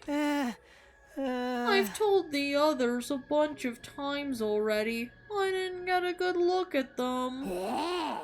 Wait, I thought you were sure Takumi did it! Yes, but it's not like I have any proof, so... Does that mean you didn't see the culprit when you were stabbed? No, I did see someone, but they were wearing a mask. How about the person's height or body structure? I can't be sure. They were dressed in a long black poncho thing. You must have seen some identifiable features. I was attacked the moment I turned around, so I'm afraid not. I screamed immediately, and before I realized it, I'd been shoved to the ground. I don't remember anything after that. I fainted after the first 2 or 3 stabs.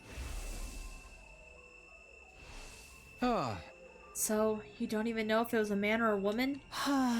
No. Did they say anything?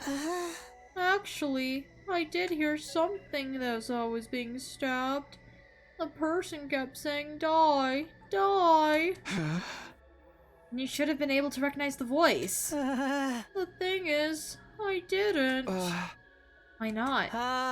Their voice had been changed with the voice changer. The voice changer, huh?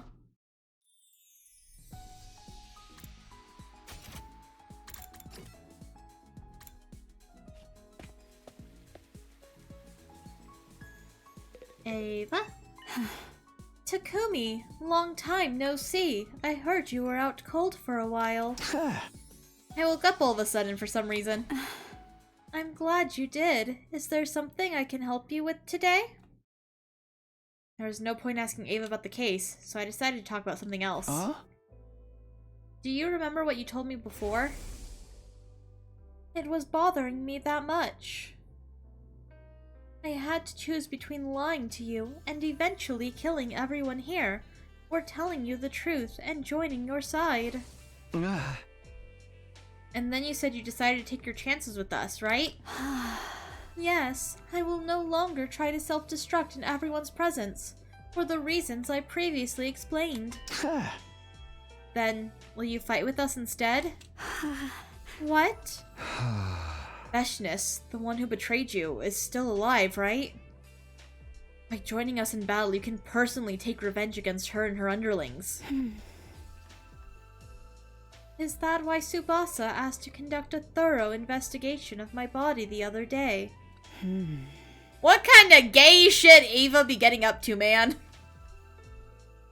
So that if I ever tried anything, your team would be able to detonate the bomb inside my body remotely.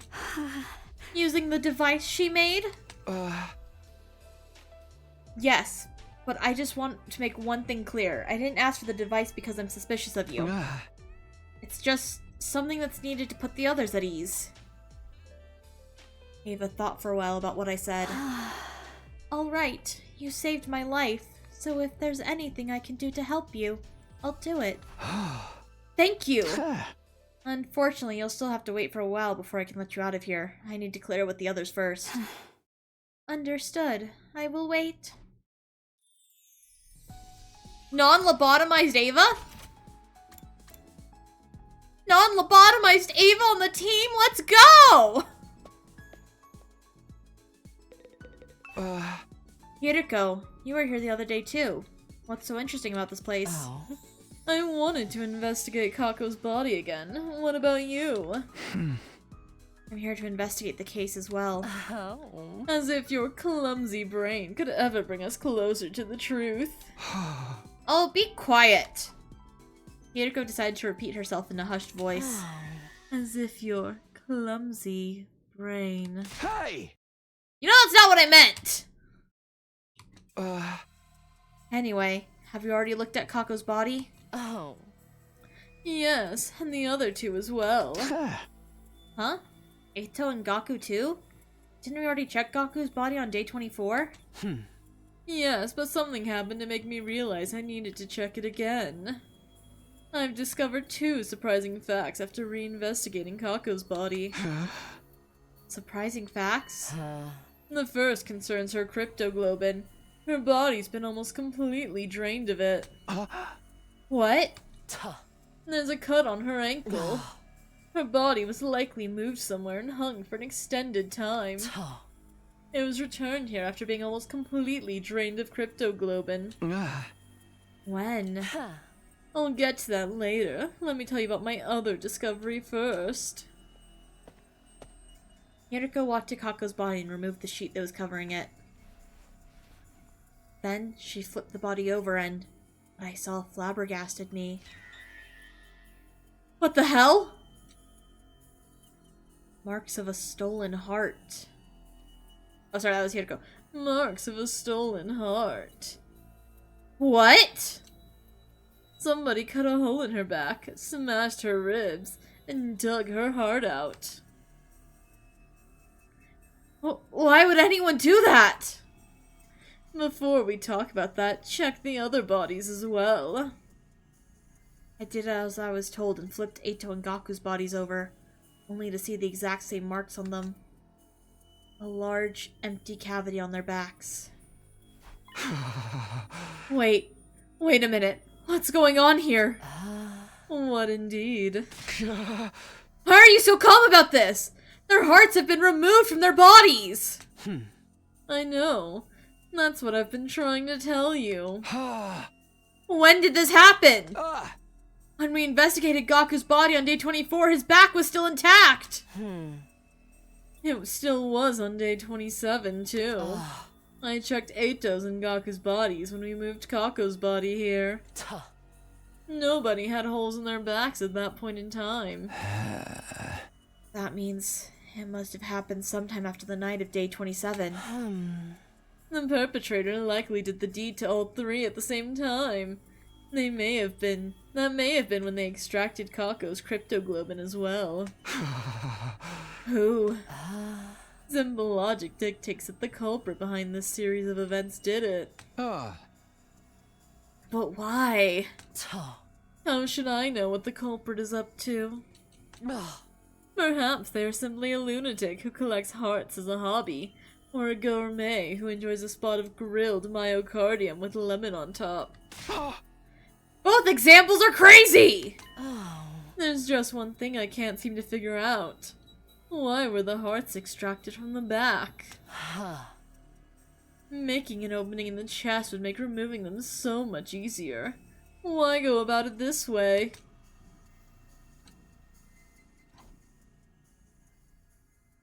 Neither of us could come up with anything feasible, so we decided to investigate the bodies again.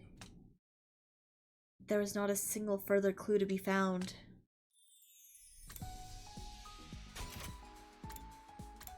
I mean, our bombs are in our fronts.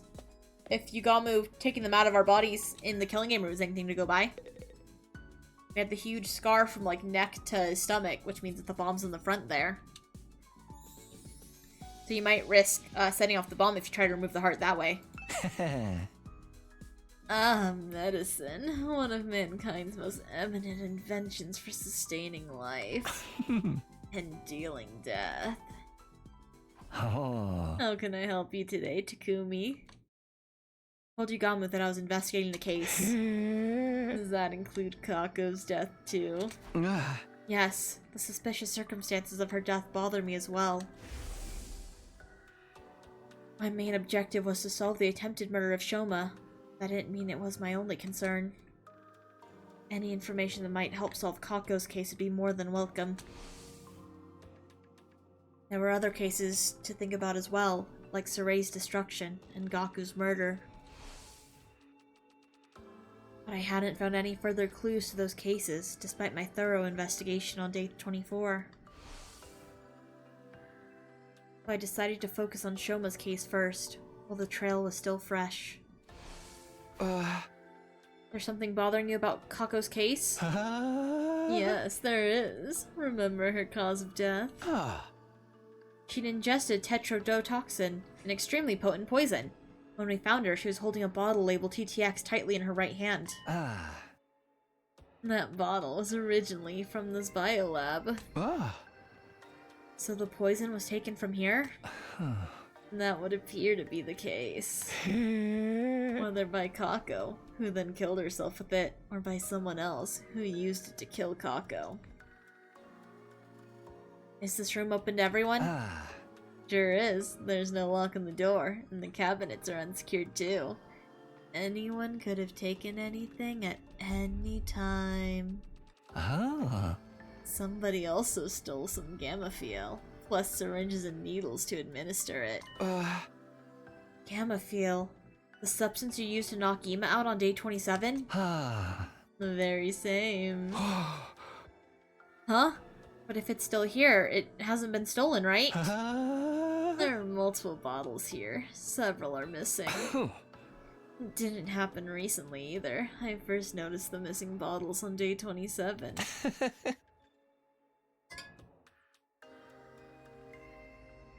When I came here to get the supplies needed to help with Ima, I saw that there were already some missing. Why would the killer do that? We don't know for sure if the killer was the one who stole them. The thing is, at the proper dilution, the substance can numb the body's pain and emotional receptors without causing loss of consciousness. Perhaps that was what the thief wanted to use it for.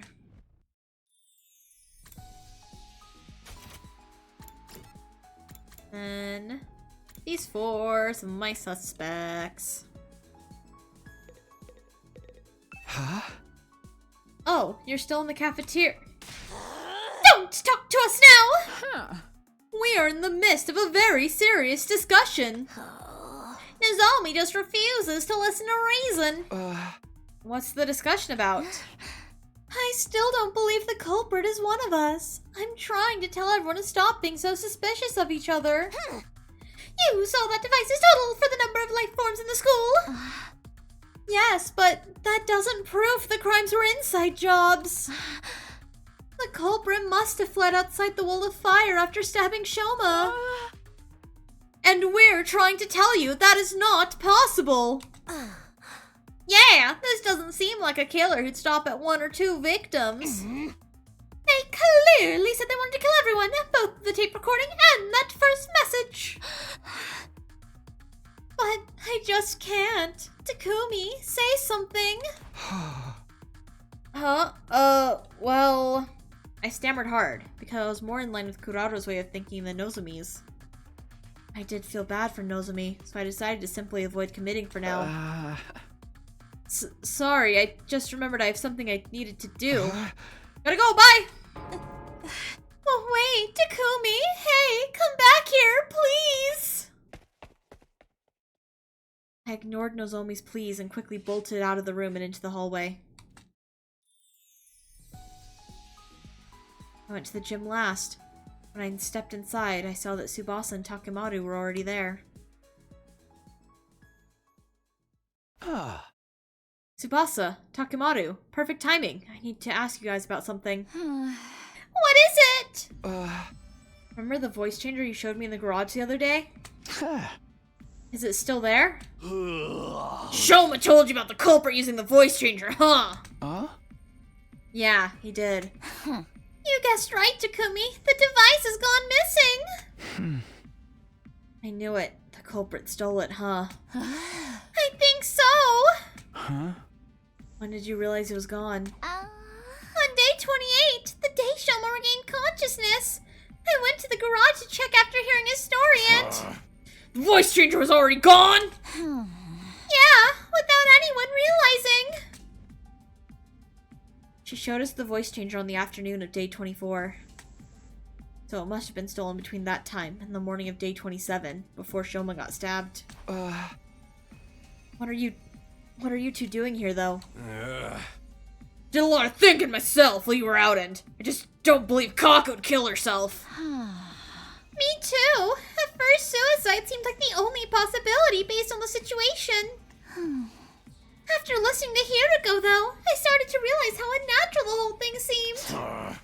But if she was killed, how'd the culprit get away? That's what we need to figure out! So here we are.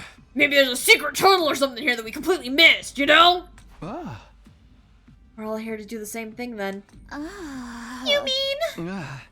Yes, Kako died under such mysterious circumstances that I can't stop thinking about it. Let's check the place out together! Yeah, and we can trust each other since all 3 of us here are safers.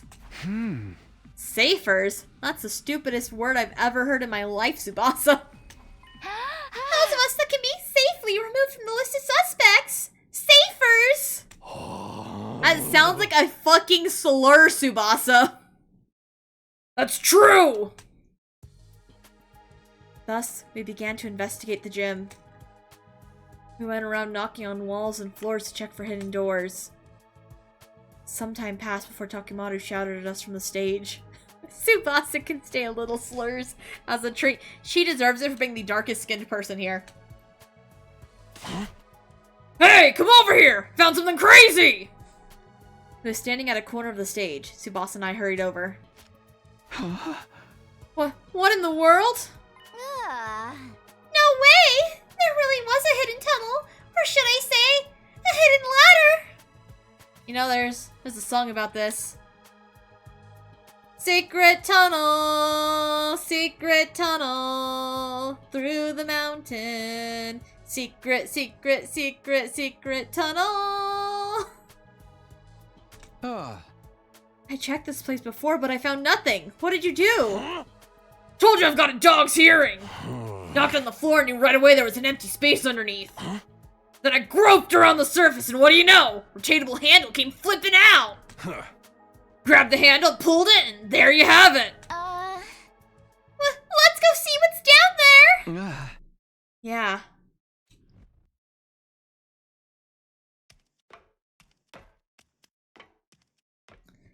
We slowly made our way down the long ladder. Eventually, I felt my toes touching solid ground. What I saw there was... isn't this? Huh? You know this thing? Yeah, remember what I told you before? This is the escape pod that deploys on the last day. Huh? No way! Damn! Does that mean if we can get inside? We can go to the artificial satellite! We ran to the entrance of the pod and checked the door. There was a note pinned to it. The door to this pod automatically opens on day 100. No manual override available. Despite the note, we kept looking for a way to open it manually. However, we were unable to find anything. Nope, this thing can't be opened from outside. How about we use a crowbar to pry it open? Then the pod becomes useless because outer space is a vacuum! So we have no choice but to wait until day 100. We'll have to give up on the idea of boarding the pod before then. Cue Pomni meme. Shit! By the way, have you guys forgotten why we came down here in the first place? Of course not! We're trying to solve the locked room case, weren't we? Yeah, Hiriko and I thoroughly investigated the gym after discovering Kako's body. But if the killer had been hiding in the storeroom or the ladder shaft at that time... You couldn't have possibly found them! Then after you and Hiriko left the gym, the killer got out and walked through the exit like nothing ever happened. Which means Kako really was killed! We don't have concrete proof of that yet. However, this does disprove the previous notion that it couldn't have possibly been murder. Wait! Assuming for a moment she was murdered, wouldn't that also prove the killer was an outsider? Because when we found Kako's body, Takemaru, Shoma, and I were in the infirmary, whereas everyone else was in the gym. No, not everyone else. 2 were missing. That's right. Darumi and Ima. Ima couldn't have been the killer. He worshipped the ground she walked on. Darumi, though, said she was flaying sloths or something. She could have been lying through her teeth! But it's always possible that an outsider did it! You made that life detection device yourself, unless you're telling me you made that number up. I did no such thing! That was the correct number! But the killer could have already gotten away by the time I finished making the device, right? Just then, I noticed something out of the corner of my eye. An item on the ground next to the cockpit of the escape pod. Caught my eye for some reason, and I walked slowly over to pick it up. IT, Ima Tsukumo. Hey, what's that? A handkerchief? So it seems. See something embroidered on it! That reads IT. Information technology? Or maybe just it, as in it girl? Could it be referring to initials of a name? Ima! Tsukumo!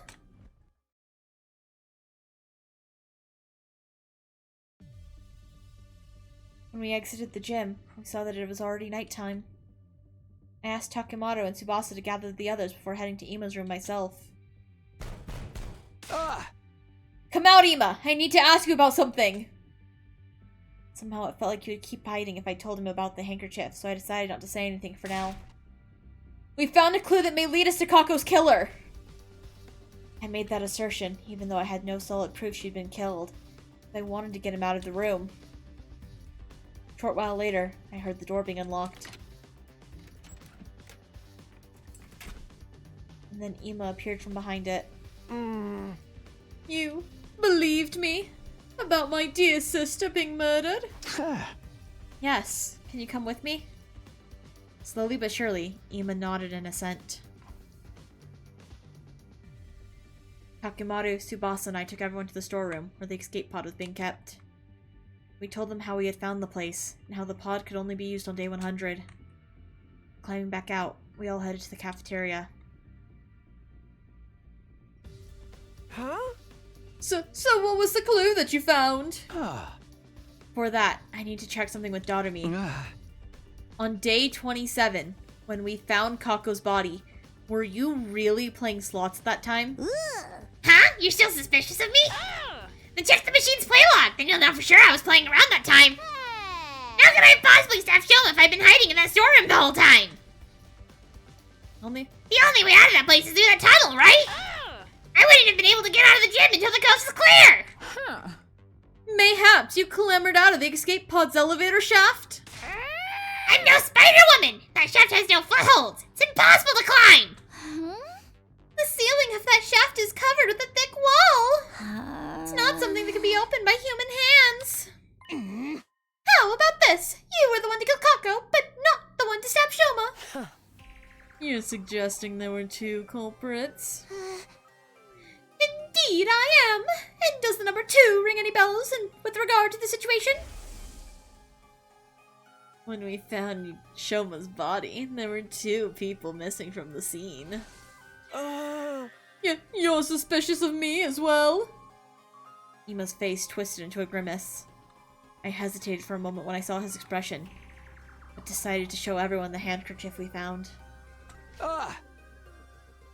This is the clue I was talking about. We found it in the escape pod storeroom. The letters IT have been embroidered on it. Are these initials? Huh? Wouldn't that refer to Ima Tsukumo? Urgh. Huh? I thought so. This is your handkerchief. Right, Ima? And the fact that it was in the storeroom means... Sir Ima killed Lady Kako? Are you out of your mind? Me kill my very own dear sister? I didn't think that was possible either. Unless Ima was the one to stab Shoma and Darumi was the one to kill Kako. Ima dropped the handkerchief in the storeroom when he was casing the joint. I told you it wasn't me! You think Miss Amamiya and I were accomplices? And then I tacitly approved of my dear sister's murder? That's no different from accusing me of killing my dear sister myself! You're all crazy. I can't believe that thought even crossed your minds. So you deny the charge? Of course I do! Then explain yourself. Why was your handkerchief in the storeroom? That's because... You see? You are feeling guilty. No. No. No, no, no, no, no! Ah! Ima dashed out of the cafeteria screaming. Wait! Ima! We all dashed after him. Ima grabbed the fire extinguisher in the entrance hall before running outside. We followed him as he ran out of the building. He was running at full speed through the schoolyard, and none of us could catch up. Finally, he tore through the wall of fire and ran to the other side. We followed behind. Hey, no one wanted to grab a fire extinguisher? Now you guys can't get back in until you get him. When we got to the city ruins, something unexpected happened. All of a sudden, a large object shaped like an onion appeared out of nowhere and captured Ima, who had been running ahead of us. Ima!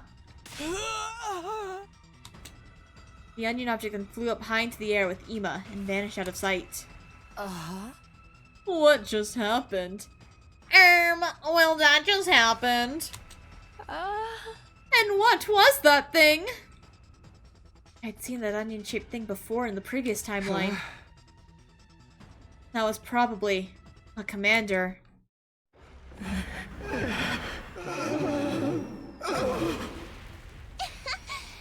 that's how a true lady slaughters her prey.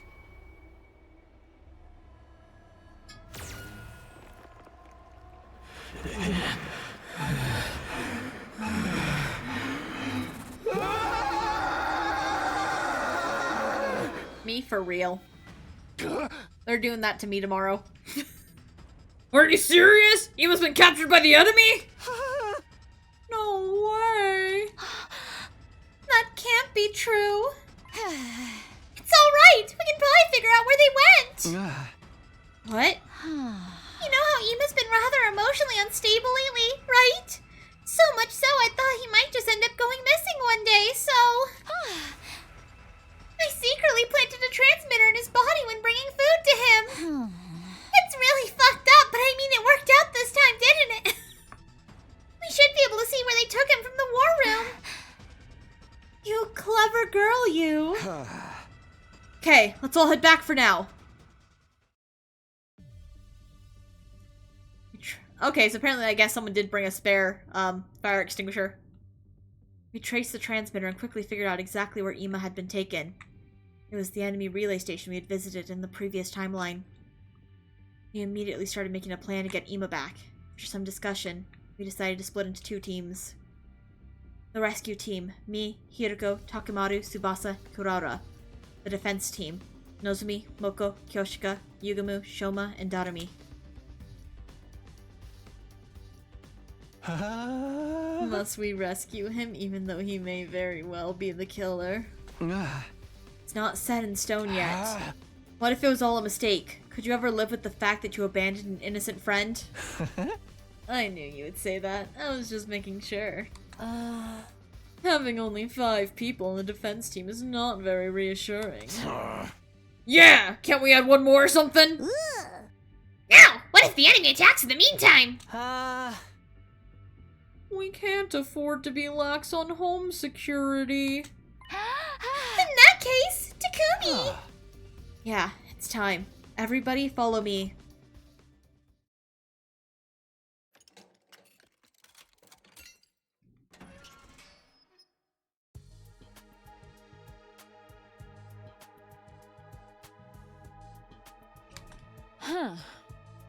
Sir Takumi, Lady Ava's out and about now. Why have you done such a thing? I like the implication that she watched me as I opened up the cage, let Ava out, and Ava walked out, and then she's like, why would you do this? It's like, you could have stopped me before, girlie. But why? I intend to let her join the rescue team. Huh? I explained about the bomb in Ava's body, and the remote detonator we made triggered it. And you really think this will work? If you feel she's acting suspicious, you can press the button to blow her up yourself. I put the remote detonator into an astonished Hiroko's hand. Now do you feel reassured? Hiroko fell silent at my words. After a few moments, she said, have it your way. But thank you for having me on the team. I look forward to being useful to you.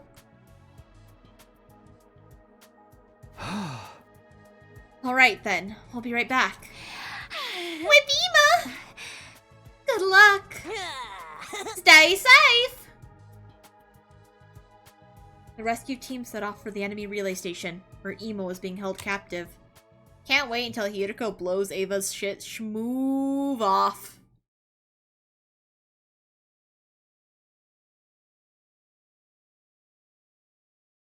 By the time we got close to the relay station, the sun was just starting to rise. We got off the bus and climbed up the small hill to survey the relay station.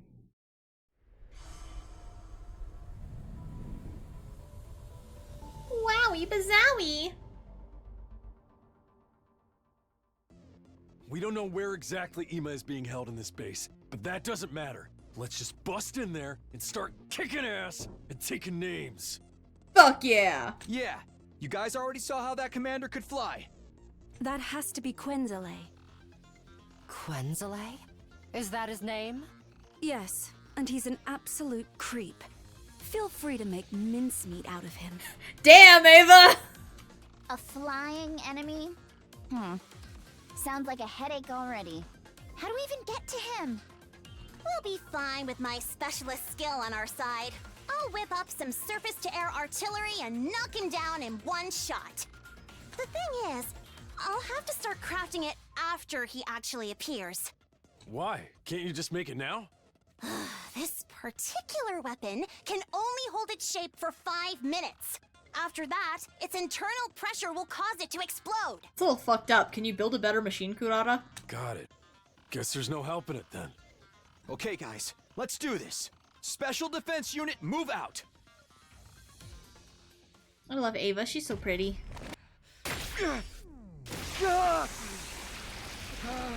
Do we get to see Ava transformation? There she's on the far right. Oh, she's just gonna have the basic white one.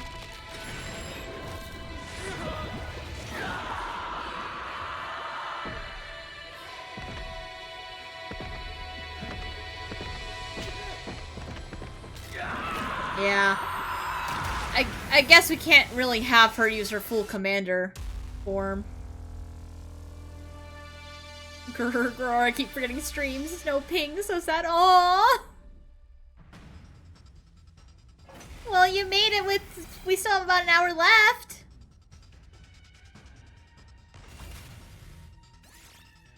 Yeah, skip the battle. They made me actually do battle last time and I sucked bad.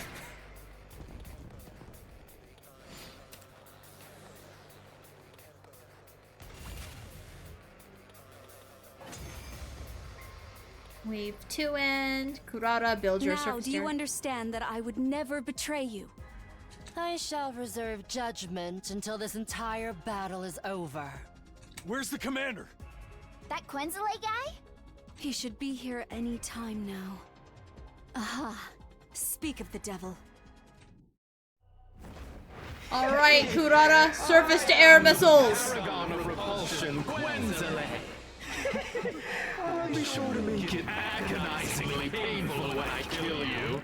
Go ahead, scramble for your ugly lives. You won't escape from me. Wah. Ugly ass onion. He's finally here, like moths to a flame. Oh, how I missed you, Kurara. Everybody, cover Kurara while she crafts the artillery. Understood. Some ominous words from such a dumb-looking blimp, right? Got it.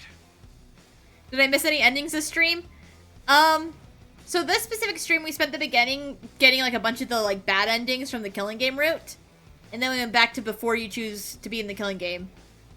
So no like major endings, just like, oh, we didn't choose to go with Yugamu and now we get killed by invaders. And we didn't take the sponsor's help and so Tsubasa got fucking executed.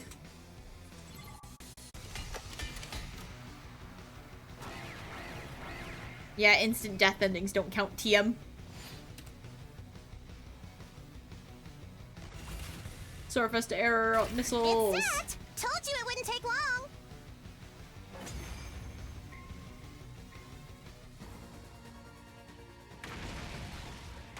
Boom.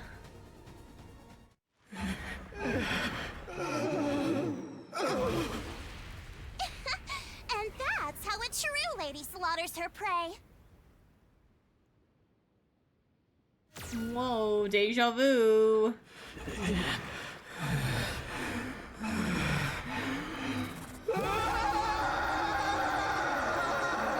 Oh man, the super sad Tsubasa ending. I was looking forward to crying with chat. Did we cry?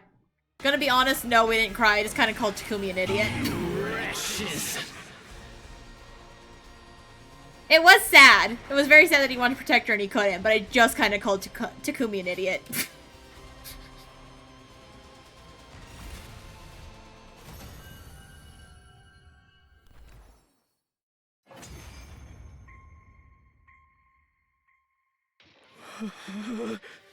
The pain.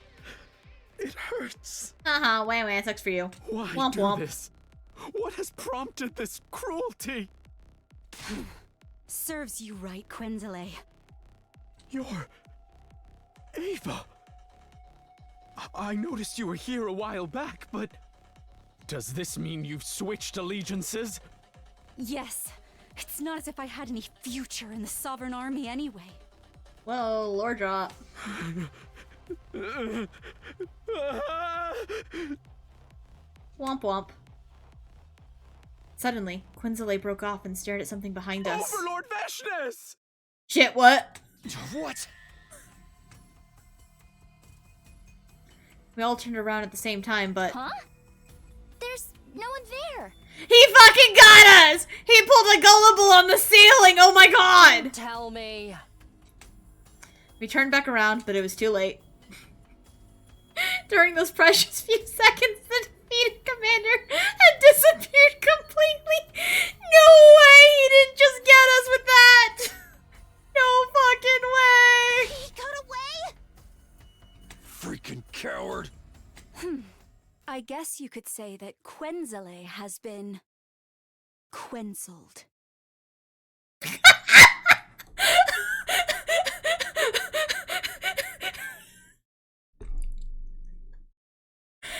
joke is so bad that it makes the whole scene funnier. Ava, what are you...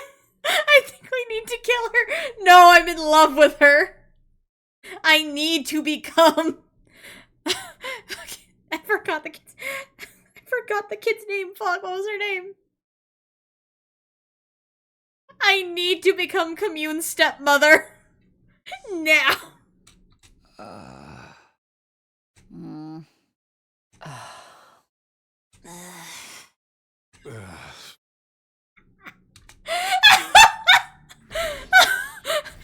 I guess you could say Quinzile has been quinceled.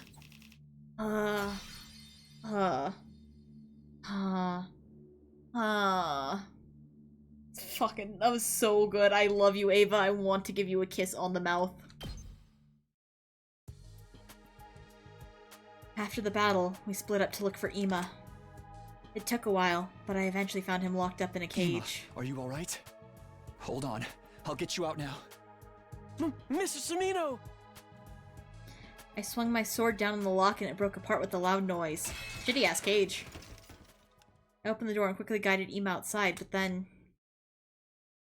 I saw something flashing out of the corner of my eye, right next to the cage. A bomb? The next moment... Good fucking job, Takumi.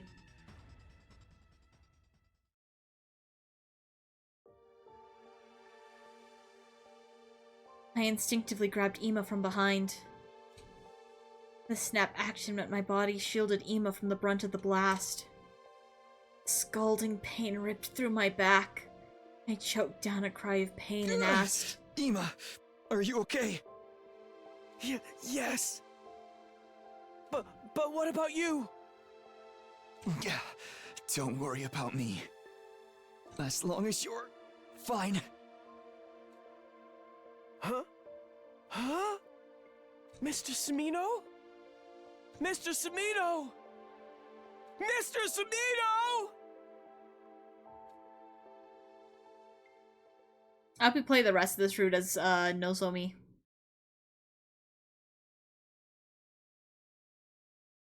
Or we skip to day 50, that works too. I hope we wake up with Nozomi in our room again, once again panicking. In honor of the... If you're hearing... So, no presents for anyone today! Too Wait. bad! If you're hearing this recording, it means your commander's no longer with you, so no presents for anyone today. I feel like we haven't gotten that message before. Who the fuck changed it? Try not to be mad! Maybe I just haven't been paying attention, because I've been skipping past the announcements.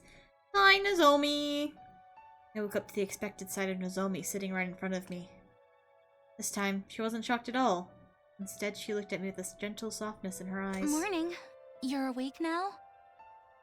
We finally didn't scare Nozomi by waking up. I didn't have to ask about the day since it was mentioned in the announcement just now. It's day 50 today. Yeah.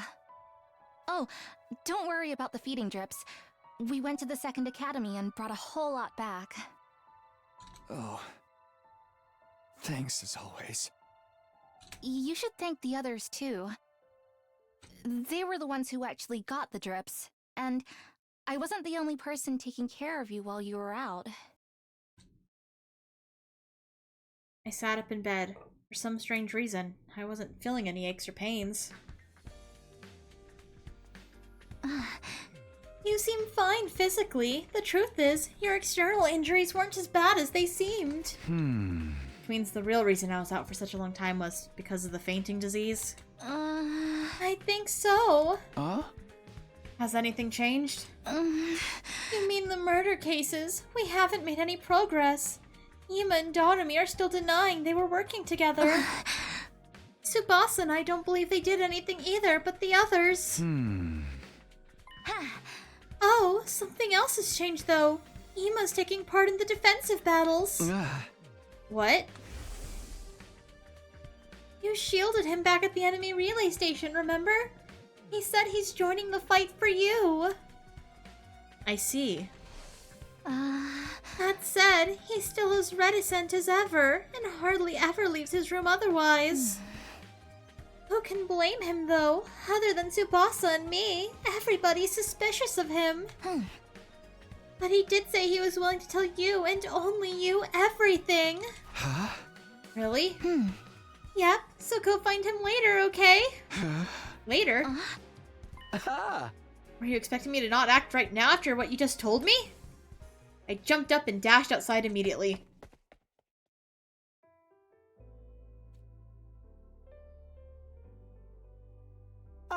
I forgot how beautiful his room is. Mr. Samino, first of all, thank you for saving me that day. From the bottom of my heart, I thank you. Don't mention it, really. What I really want to hear from you is some answers. Ima nodded firmly. I was going to tell you everything after you woke up anyway. Not only because I owe you a debt of gratitude, but also because I'm now sure you couldn't have been the killer. Better late than Trevor! Trevor Bartholomew Dark of Monster of the Week, Queen's Decree? Featuring the Crypt Stars? Because the real killer would never risk his own life to save me like that. It is my deepest desire to find the person who killed my dear sister. Trevor Bartholomew Dark from the Dean's Degree. I actually don't think Trevor Bartholomew Dark's in the Dean's Degree. I think that's the whole point we're doing the Dean's Degree. A Monster of the Week campaign featuring the Crypt Stars. And then smash their face in with a hammer over and over again until there's nothing left of it. Yet I am but a detective's assistant. I do not deal well with deductions. So I have decided to entrust this earnest wish of mine to you. Better late than the non-existent Trevor from the Dean's Degree. I get you now. I have the utmost confidence that you have what it takes to bring the truth to light. I intend to do just that, as soon as I get some answers from you. Now, first of all, why didn't you kill Doremi? What? You think the killer's one of us, don't you? Yeah! Yes. When Kako's body was found, you and Doremi were the only ones not in the gym. Unless you were the killer, but that can't be, right? Of course not! If so, from your perspective, only one other person could have been hiding in the storeroom at that point of time. None other than Doremi. Yet you didn't go smash her head in with a hammer until there was nothing left. Falling to bed, but know that I watch you and absorb your strength through osmosis. Thank you. Thank you, I appreciate it. Why not? Mr. Sumino, I see what you are getting at, and you are right. It's because I knew it was possible for someone else to have been my dear sister's killer. Because there's a hidden exit in that storeroom, right? He nodded slowly in response to my question.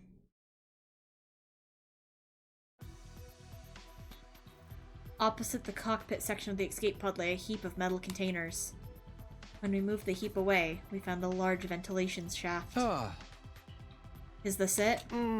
Yes. It's big enough even for Takemaru and Moko to pass through. You are quite right. Have you ever gone inside before? No, sir. I stuck my head into the shaft but couldn't see anything in the pitch black darkness. When did you realize there was a storeroom here? About day 10, I would say. My dear sister found the entrance first. She was the one who brought me here. After that, we would secretly visit this place together whenever we had some free time. Became something like a secret hiding spot of ours. Why didn't you tell anyone? I did not tell you before because I thought you were my dear sister's killer. I did not tell the others because, well, promise me you will not get angry. Yeah? Because my sister and I had intended to flee this place together in that escape pod. That's not possible. The door can't be opened manually. Huh? We thought we could do something about that by tinkering with the control system in the wall room. I sighed and continued the conversation. But you kept this place a secret even after Kako was murdered. Huh? If you told us about it, we'd be able to accept your assertion that Kako hadn't killed herself. I promised my dear sister Huh? that no matter what happened, I would never tell anyone about this place. She had tears in her eyes when she made me promise.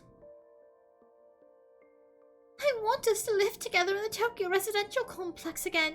Just the two of us. But we have to get out of this place first. We'll be killed one day if we stay here. Yeah! I believe I may have dropped the handkerchief at that time. Huh? When I was putting it back into my pocket after wiping my dear sister's tears away. This place was our sanctuary. We didn't want anyone else invading our space. Even after my dear sister lost her life. It felt like I would be desecrating her memory by allowing someone else in. That is why I told nobody. Large tears started rolling down Ima's cheeks, and I wordlessly held out his handkerchief to him. Ima accepted the handkerchief and clenched it tightly in his hand. He squeezed his eyes shut, and for a long time after that, his shoulders trembled non-stop. After Ima had calmed down, we climbed back up to the surface. Tsubasa was in the garage as usual when we stepped inside. Ima, you're an unusual sight around here. Even more unusual than me being awake? I mean, I already heard about you from Nozomi. She's been going around telling everyone the news, you know. Anyway, what's up? Just wanted to know if there's a recon drone anywhere around here, with lights and cameras if possible. Yes, but what do you need it for? It's kinda hard to explain. Can you just come with us and bring the recon drone? We need it to solve the case. Tsubasa blinked a few times in quick succession at Ima's words. Alright, give me a sec. Uh-oh, if there's a ventilation shaft here, that means I see how it is now. Yeah, exactly. If Kako is killed, the presence of this shaft makes everybody in the academy a suspect. Including the safers for Shoma's case. Including me? Yeah, you still brought me here. Does that mean you trust me? Kind of, sort of. You don't sound very sure. I'll take it, though. Okay, let's start. Thanks. We used the drone to investigate the ventilation shaft. As a result, we were able to make a few major discoveries. Right! In summary, this is what we've learned. First of all, the shaft bends in a zigzag shape a few times and exits towards the school building. It splits into a grid structure halfway and connects to different parts of the building. Oh! Anyone using this can basically exit from anywhere they like. However, the bends are extremely narrow, and people our size can't possibly get through them. Only someone with the body the size of a small child could have gone through those bends. I'm more concerned about what we found halfway. Yeah, me too. This thing, right? This thing that got caught on a protrusion on the interior wall. Thankfully, we were able to retrieve it because I had the foresight to attach a robotic arm to the drone! It's a piece of cloth, right? A square, green piece of cloth about an inch long. I looked at Ima, then Tsubasa. They looked back at me with wide, questioning eyes. Apparently, they hadn't yet realized the grave implication behind this. Maybe a certain incident had blinded them to the existence of that possibility. I put the piece of cloth in my pocket, looked them both in the eye, and said, Tell everyone to gather at the gym at 7 p.m. tonight. This is quite sudden. Please, just do it. They turned to look at each other. I don't mind. What will you be doing until then? Well, you'll see. I had enough proof to make my case, but I wanted just one more piece of key evidence. I went to the back of the school, to the place where Shoma had been stabbed. I spent a few hours thoroughly investigating every nook and cranny. Before long, the sun set. My shadow started growing longer.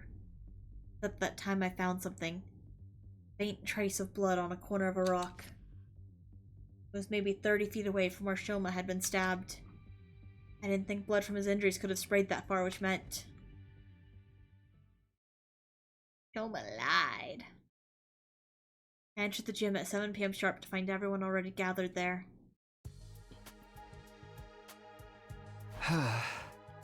Ava, you're here too?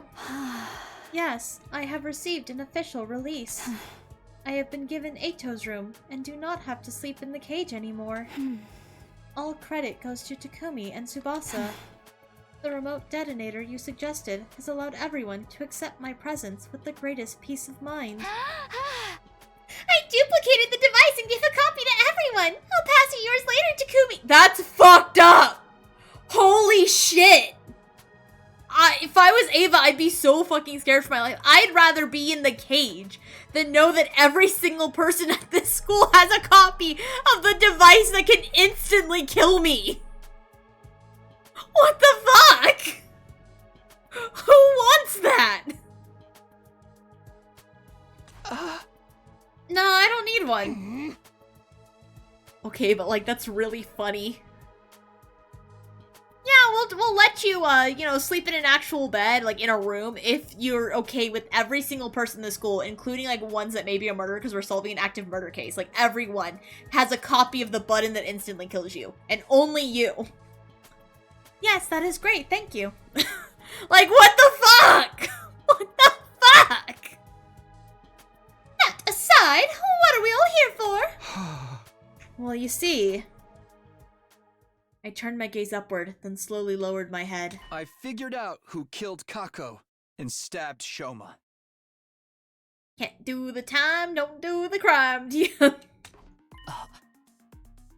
we even know who did it? Does it have to be, like, near her? Or, like, when everyone is in their room, can just, like, fucking...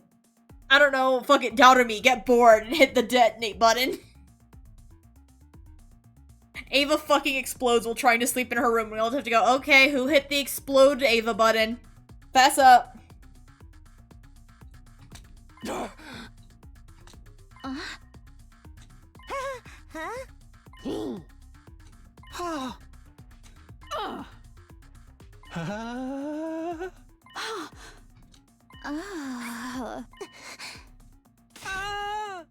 Mr. Samina, wait a moment, please. You just said with absolute certainty my dear sister was indeed killed.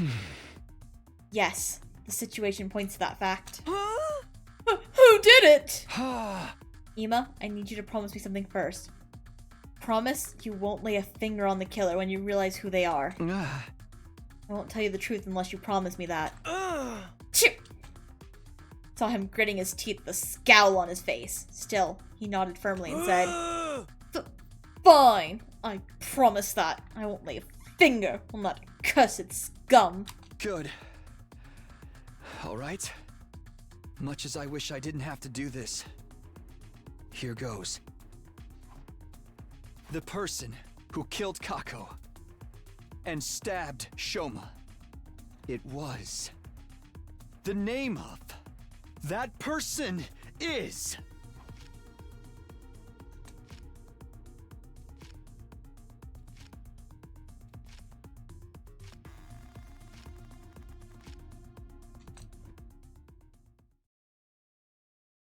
The person who killed Kako and stabbed Shoma is...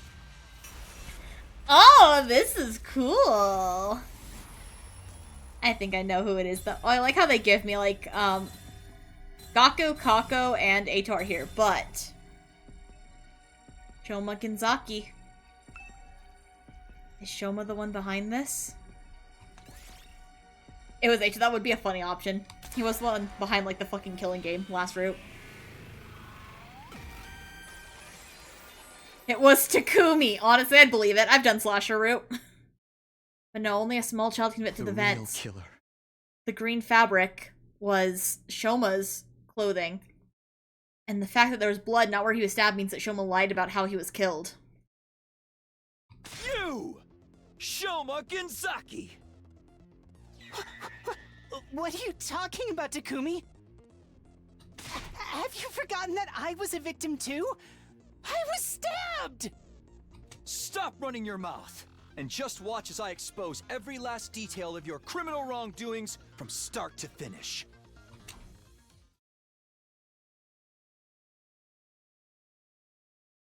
Oh, yippee, this minigame's back. I'll tell you what happened in chronological order. Let's start with Kako.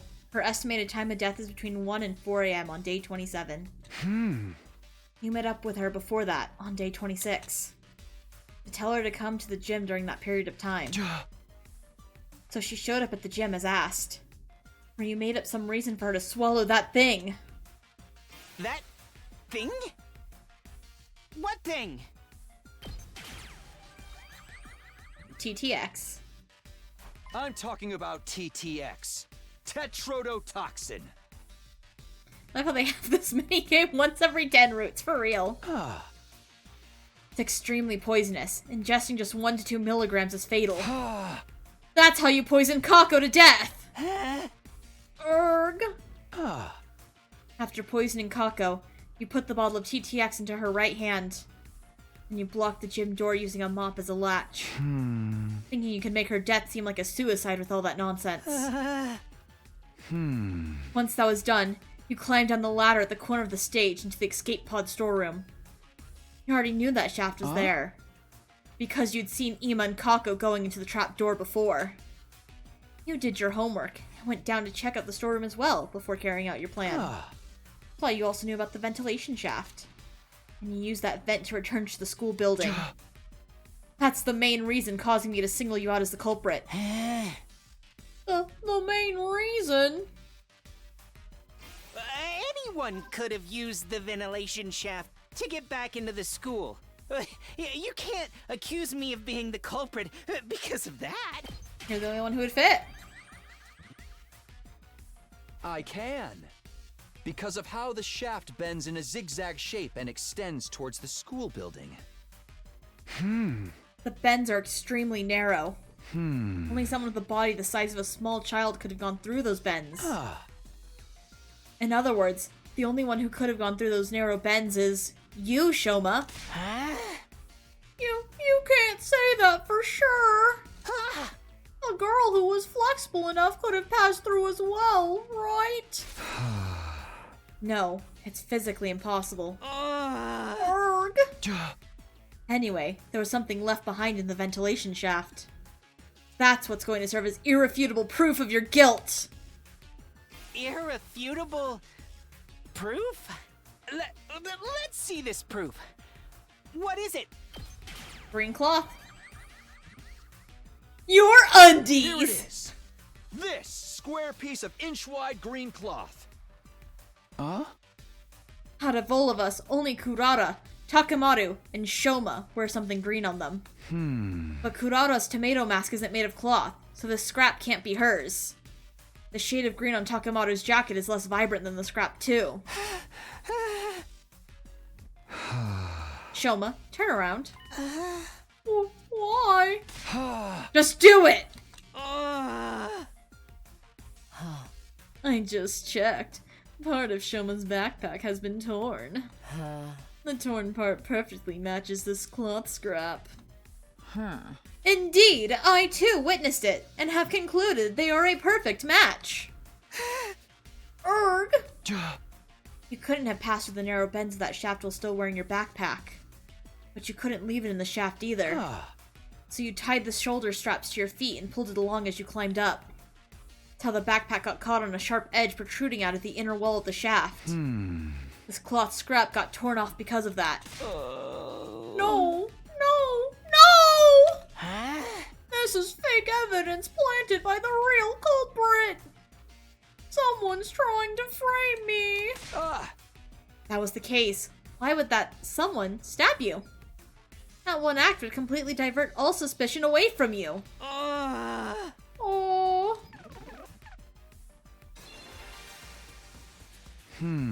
Now, this next part is all just conjecture. Shoma, you were actually intending to kill Ima as well, weren't you? That plan went awry because Kako showed up to the gym alone. So you had no choice but to kill only her. Sure. But that made things difficult for you. Because Ima knew about the storeroom as well. What's more, he also knew about the ventilation shaft. If he told anyone about that shaft, this would no longer be a locked room case. And if we pursued the case as a murder, we would eventually close in on you. So you wanted to kill Ima afterward. It was almost dawn by the time you crawled out from the ventilation shaft. That left you with no time to do anything about Ima. So you panicked and started thinking about ways to remove yourself from the suspect list. That's how you ended up deciding to kill yourself. You could make everyone think you'd been mutilated by the culprit.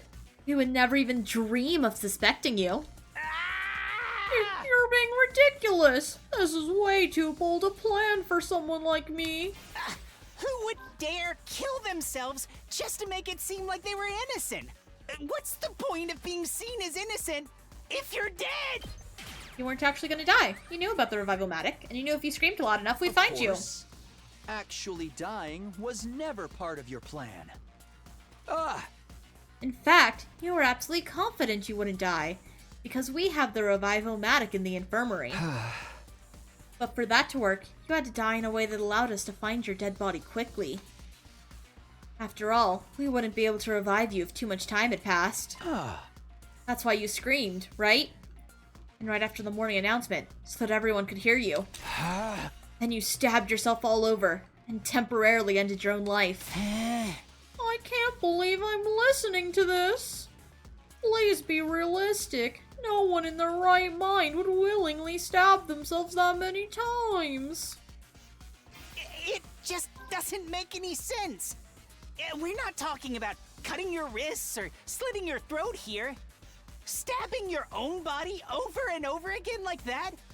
You'd be in too much pain to physically continue after a while. It's just not possible. Gamma-feel. Yeah, but Shoma, you hate yourself. No, it is possible. You dosed yourself with the diluted gamma-feel so you wouldn't feel any pain. You injected yourself with a powerful anesthetic, like gamma-feel. Remember what Yugamu said? The proper dilution, this substance can numb the body's pain and emotional receptors without causing loss of consciousness. Yep, and I still stand by that. It does make sense. So you're trying to say that I used that drug to do the deed, right? Well, where would I even find a drug like that? Probably stole it from somewhere. Stole it from where? You can't just gloss over the details like that. The biolab, idiot. From the biolab. That room isn't locked, and everyone has access to the shelves. Getting the drugs from there wouldn't even have been a problem for you.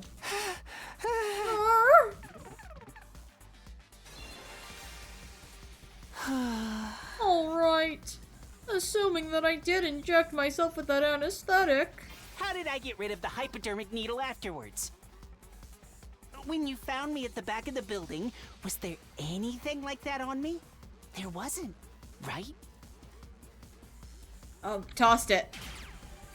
Oh, okay, shit. I didn't know. I kind of was like starting to lean towards eating it. You tossed it somewhere far away when you were done with it. What about the knife? Where did the knife I used to stab myself disappear to? You tossed that far away as well, just like you did with the syringe. Did anyone find any of those things at the scene? No. But nobody searched the area nearby on day 27, the day of the incident.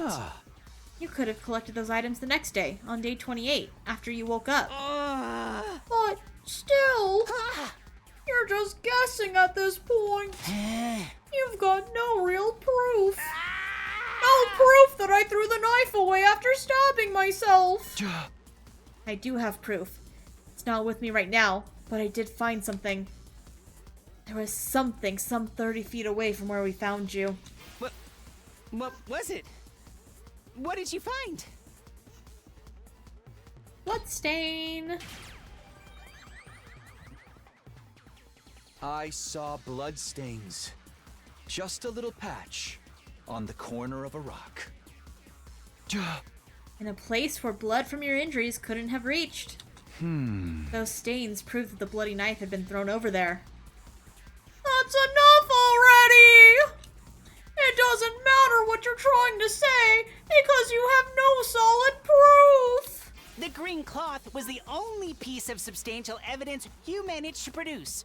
Anyone could have left that behind to frame me. All it proves is that I could have committed this crime. Trick? It's time you stopped playing dumb, Shoma. I do actually have another piece of conclusive evidence. What? The bottle of TTX Kako was holding. Your fingerprints were on it.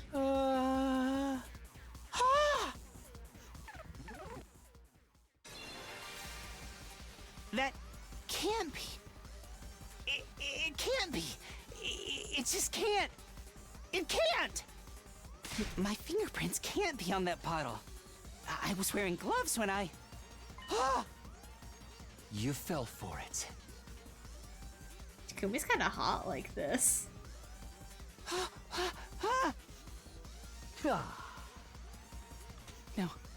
No! That was just a slip of the tongue. I mean... It was just... Anyway, I'm not... Give it up, Shoma. I'll say it again. The person who killed Kako by making her drink TTX, it was none other than you! Shoma Genzake!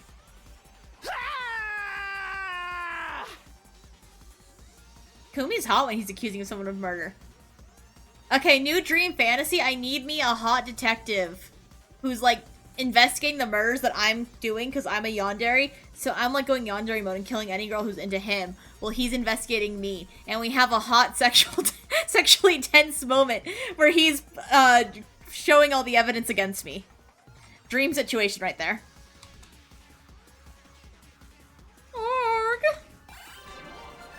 I think that's called Death Note. Fuck, you're right. To be fair, Death Note's pretty hot. Who wants to be the L to my light? Persuasion complete. Takumi, you got a few things wrong, but for the most part, you were correct. I would never be an L. Please! I need an L to my light and we can have hot, sexually tense murder investigations. It was me. I killed Kako. Gah! Gah! Back off, Ima. You promised. Gah! So, which parts did I get wrong? The entire premise to begin with. I did not kill her of my own volition. I was ordered to do so by a certain someone. Let's call this person X for now.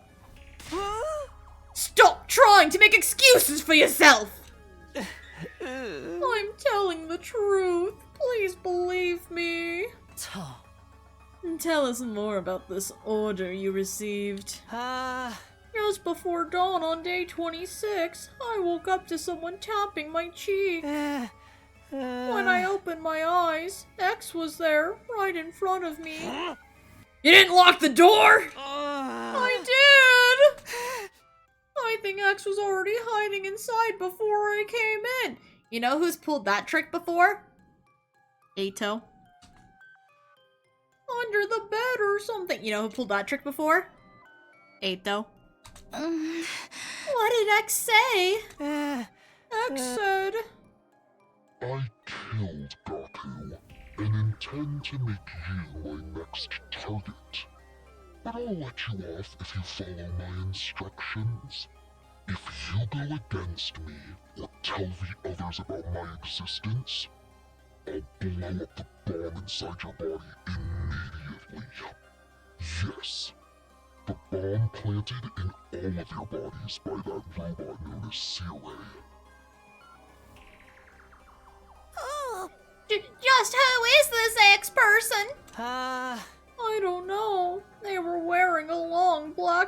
Poncho. I know this X person. They killed everyone in Danganronpa. Random silhouette. It was you all along? They wore a mask over their face and used a voice changer to hide their real voice. Ugh.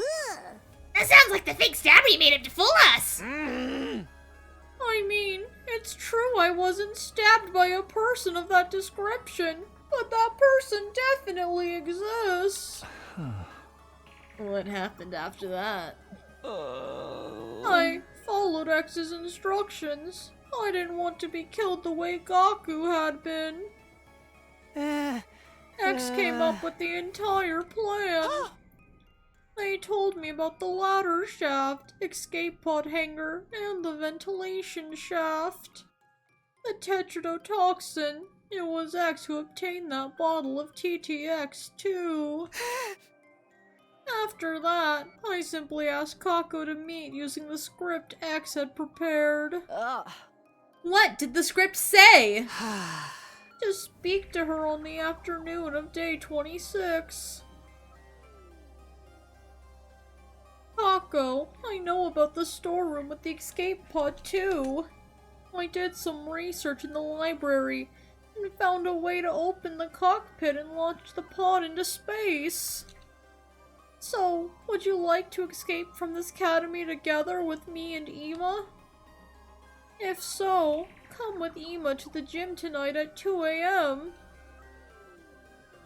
The plan was to kill not just Kako, but Ima as well. Because they were the only other people who knew about the storeroom. Killing them both at the same time in a locked room would make their death seem like suicide. But only Kako showed up at the gym at the specified time, 2 a.m. Why? Kako said this. I haven't told my dear brother what you told me yet. First, I need to verify whether your information is authentic or not. If it's true, then we set off tomorrow. And keep it a secret from my dear brother, alright? I want to surprise him. I hesitated to execute the plan because she had showed up alone. But X also told me, if you chicken out and do nothing, I'll still blow you up.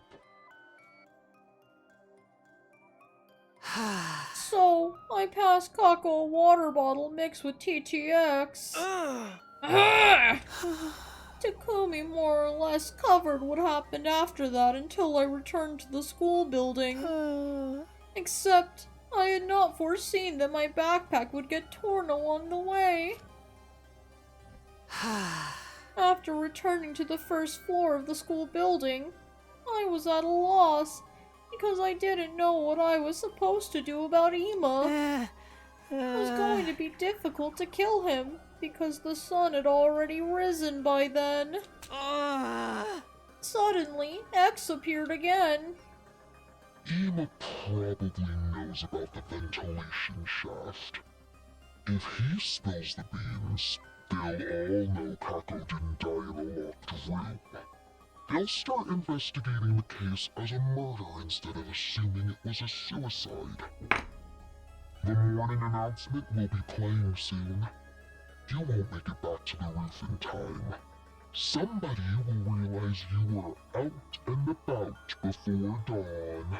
But rest assured, for if you do as I say, you'll never even make it to the suspect list.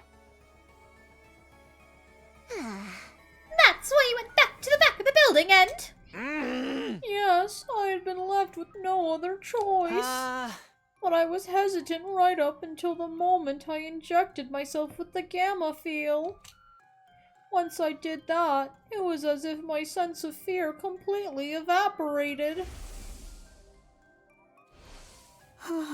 Oh, X gave me the gamma feel as well, along with the knife and syringe.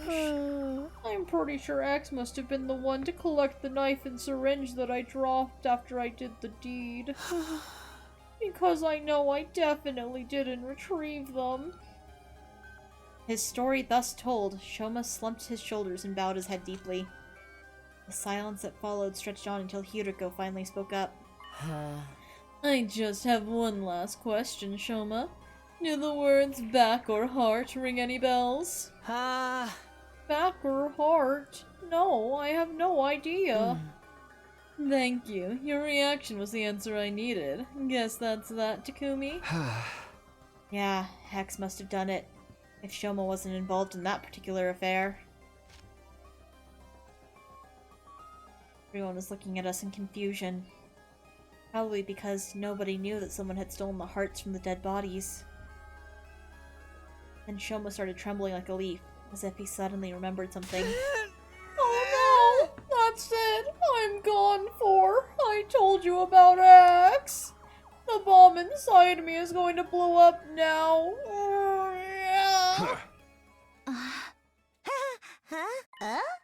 Nothing's happening! Did this X person lie to you? I think they must have. I really think it's funny if, like, mid-sentence he just blows up. Like, we're being like, oh, he lied. It's okay, Shobi, you're not gonna BOOM! An amateur can't possibly make a detonator for the bomb in our bodies. Only someone with my level of skill and experience. So Mr. Ginzaki won't be executed?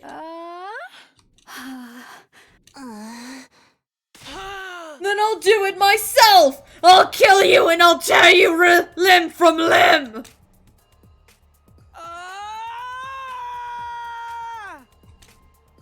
Imo let out a guttural roar and charged towards Shoma so quickly, nobody had time to react. He shoved Shoma to the ground, clambered on top of him, and started strangling him so hard, it almost seemed like he might rip his head off. Go to hell!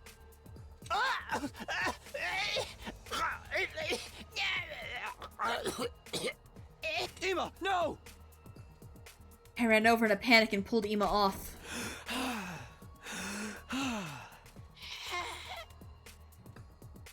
Shoma had fainted and was frothing at his mouth. Yugamu darted over and conducted a quick check. He's fine. Just passed out. Damn it! Damn it! Dear sister! My dear sister! My dear sister! After that heartbreaking outburst, Ima simply collapsed on the spot. Nozomi and Tsubasa rushed over and started comforting him. Everyone else was at a loss, simply staring quietly at Ima as they stood rooted to the spot. The sound of Ima's pained wails echoed coldly and endlessly through the walls of the building.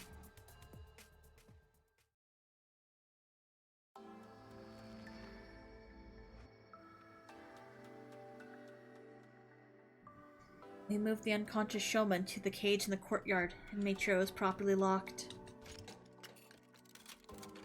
Once that was done, I shoved the key deep inside my pocket. No, it's only day 50. We got another 50 days of this bullshit. Everyone returned to their rooms without saying another word. I soon found myself completely alone. Looking up at the night sky, I thought about what had happened. Kako's case had been solved. That didn't mean it was all over. Someone out there killed Gaku and instructed Shoma to kill Kako. This was likely the same person who'd been stealing hearts from the bodies in the morgue. X, the real mastermind behind this entire string of events. I had to find out who this person was by hook or by crook, and I would, no matter what I did. I clenched my fist tightly. I would let nothing shake me from this firm resolve.